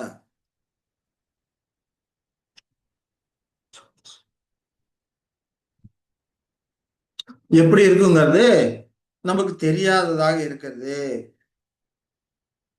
அப்ப வேத வாக்கியங்கள் அதை குறித்த காரியங்கள் நமக்கு என்ன பண்ணல, தெரியப்படுத்தல. தேவன் ஆவியா இருக்கிறார், தமிழ் தானே ஜீவனுடையவரா இருக்கிறார் இல்லைங்களா, சாவாமை உள்ளவரா இருக்கிறார், எல்லாகட்டும் உயர்ந்தவராக உன்னதரா இருக்கிறார். அந்த அளவே நமக்கு தெரியப்படுத்திருக்கிறா இருக்கிறது. இப்ப இந்த காரியம் தேவனுடைய ஆவிக்குரிய சரீரம் உன்னதமா இருக்குங்கிறது இந்த விளக்கம் உயிர்த்தெழுந்த யெஷுவாவுக்கும் மனவாட்டி வகுப்பாருக்கும் கூட பொருந்தக்கூடியதா இருக்குது. யெஷுவாவும் மனவாட்டி வகுப்பாரும் கூட அவரை குறித்த காரியங்களை முழுமையாக இன்னும் அறியவில்லை. வேத வசனங்கள் வெளிப்படுத்தாத காரியங்களை யூகம் செய்து நாம என்ன பண்ணக்கூடாது, விசுவாசிக்க கூடாது. தேவனுடைய சரீரம் ஜீவ தத்துவத்தினால் ஆனதாக இருக்குது அப்படி சொன்னா நம்ம ஆச்சரியப்பட முடியாது. ஜீவ ஊற்று அவர், அந்த ஜீவ ஊற்றிலே தான் சகல சிருஷ்டிகளும் படைச்சிருக்கிறார். மனுஷனுக்கு ஜீவ சுவாசம் ஊதினார், அவர் ஜீவாத்மானார். அதுபோல சகல சிருஷ்டிகளும் அவருடைய ஜீவனிலிருந்து உண்டான ஒரு காரியமா இருக்கிறது. அதனால்தான் பிதாமகன் தமிழ் தாமே ஜீவனா இருக்கிறது போல இல்ல, தமிழ் தாமே ஜீவனா இருக்கிறாரு நாங்கள் சொல்லப்பட்டிருக்கிறதை நாம பார்க்கிறோம். அவருடைய ஜீவிக்கிற தத்துவமானது, அவருடைய சரீரமானது ஜீவிக்கிற தத்துவத்தால லைஃப் பிரின்சிபலான் ஆனதாக நிச்சயமா இருக்க வேண்டும் என்று நம்ம கருதுகிறோம் இல்லையா. சரி, அப்ப தேவனுடைய சரீரம் மற்ற சரீரங்களை போல ஜீவ தத்துவத்திற்காக மற்றொரு காரியங்கள்ல காற்று நீர் உணவு இதெல்லாம் சார்ந்திருக்க அவசியம் இல்லை. தேவன் தன்னுடைய அது மட்டும் இல்லாம தேவன் தன்னுடைய ஜீவனை பெறுவதற்கு வேற யாரும் சார்ந்திருக்க அவசியம் இல்லை. நாம் ஜீவனை பெற வேண்டுமானால் நாம் நம்முடைய தகப்பனை சார்ந்திருக்கிறோம். நம் தகப்பன் மூலமாக தான் நமக்கு ஜீவனை பெற்றிருக்கிறோம். அப்ப யாவே தேவனுடைய ஜீவன் அவருக்கு மேல யாருமே கிடையாது. அவர் தம்முடைய ஜீவனை எங்கிருந்தும் பெற கிடையாது இல்லைங்களா. அப்ப அவர் தம்முடைய ஜீவனை பெறுவதற்கு யாரையும் சார்ந்திருக்க அவசியம் இல்லை. தேவன் அழியாமை உடையவராக, இன்கரப்டிபிள். அவருடைய சரீரம் அழிவுக்குரிய தன்மை உடையது அல்ல. அப்ப அதே போல அழியக்கூடிய தன்மையுடையது அல்ல அப்படிங்கிறப்போ அப்ப சரீரத்துல கழிவு ஒன்றும் கிடையாது. நாம சாப்பிட்ற சாப்பாடுலாம் அழியக்கூடிய தன்மையுடையதா இருக்கு, கழிவுகள் இருக்குது. தேவையான சத்துக்கள் எடுத்துக்கிட்டு கழிவுகளை வெளியேற்றுது. ஆனா அவருடைய சரீரத்துல கழிவுகள் ஒன்றும் கிடையாது. அவரது ஜீவமை, உயிரோடு இருக்கிற அந்த ஜீவமை அப்படிங்கிறது மறுபடியும் நிறைவாக்கி பூர்த்தி செய்ய நிச்சயமாக அவசியம் இல்லை. அது அவர்களுக்குள்ளே இருக்கிற ஆட்டோமேட்டிக்கா ஊறுகிற நீரூற்றாக இருக்கக்கூடியதா இருக்கிறது. அவரு சரீரம் தன்னில் தானே ஜீவ தன்மையை கொண்டதா இருக்குது.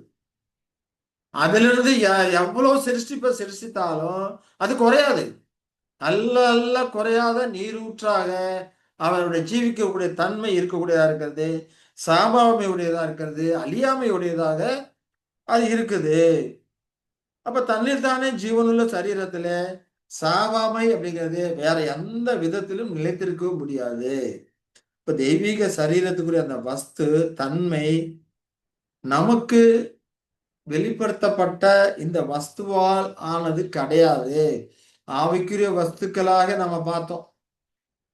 அக்கினி சக்தி இல்லையா, இதெல்லாம் இந்த மாதிரிலாம் இருக்குது அப்படின்னு சொல்லி நம்ம பார்த்தோம். ஆனா அவருடைய காரியம் இதை காட்டிலும் உன்னதமான வஸ்துவால் ஆனதா இருக்குது, அது நமக்கு தெரியாதா இருக்குது. அப்ப இந்த காரியம் நமது அறிவு குறைவை தாழ்மையாக ஒத்துக்கொள்ளத்தான் வேணும். தேவனுடைய எப்படிப்பட்ட வசுவால் ஆனது என்பது நமக்கு தெரியாம இருக்கிறது நம்மளோட அறிவு குறைபாடாக இருக்கக்கூடியதாக இருக்குது அப்படிங்கிறத தாழ்மையாக நாம ஏற்றுக்கொள்ளணும். தேவன் நமக்குள்ளே வைத்திருக்கிற ரகசியங்களில் ஒன்றாக அது இருக்குது. அவரது ஆவிக்குரிய வஸ்துவால் ஆனது என்ற நிச்சயம் மட்டும் நமக்கு இருக்கு.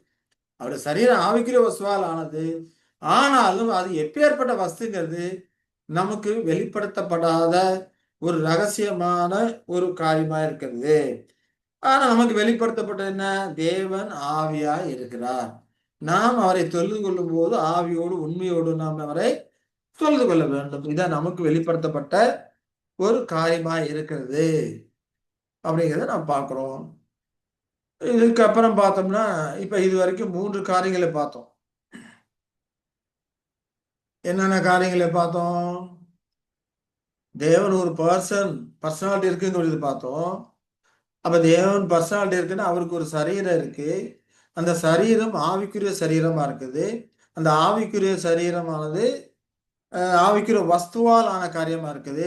அந்த ஆவிக்குரிய வஸ்து இதுவரைக்கும் நம்ம அது எப்பேற்பட்ட ஆவிக்குரிய வஸ்து அப்படிங்கிறது நமக்கு இது வரைக்கும் வெளிப்படுத்தப்படவில்லை. அப்படிங்கிற வரைக்கும் நம்ம அதை புரிந்து கொண்டிருக்கிறோம். சரி, இப்ப இது வரைக்கும் பார்த்த காரியங்கள் ஏதாவது கேள்விகள் இருக்குங்களா? இதோட நாம் முடித்துக் கொள்ளலாம். நேரம் ஆச்சு. மீதி இருக்கிற காரியங்களை அடுத்த வாரம் பாகம் 3 நாம் பார்க்கலாம். ஏதாவது கேள்வி இருந்தா கேளுங்க. சரி, கேள்வி ஒண்ணும் இல்லைன்னா நாம் இதோட முடித்துக் கொள்ளலாம். அன்பின் தேவன் தாமே நம்மை ஆசீர்வதித்து வழிநடத்துவாராக. ஆமென்.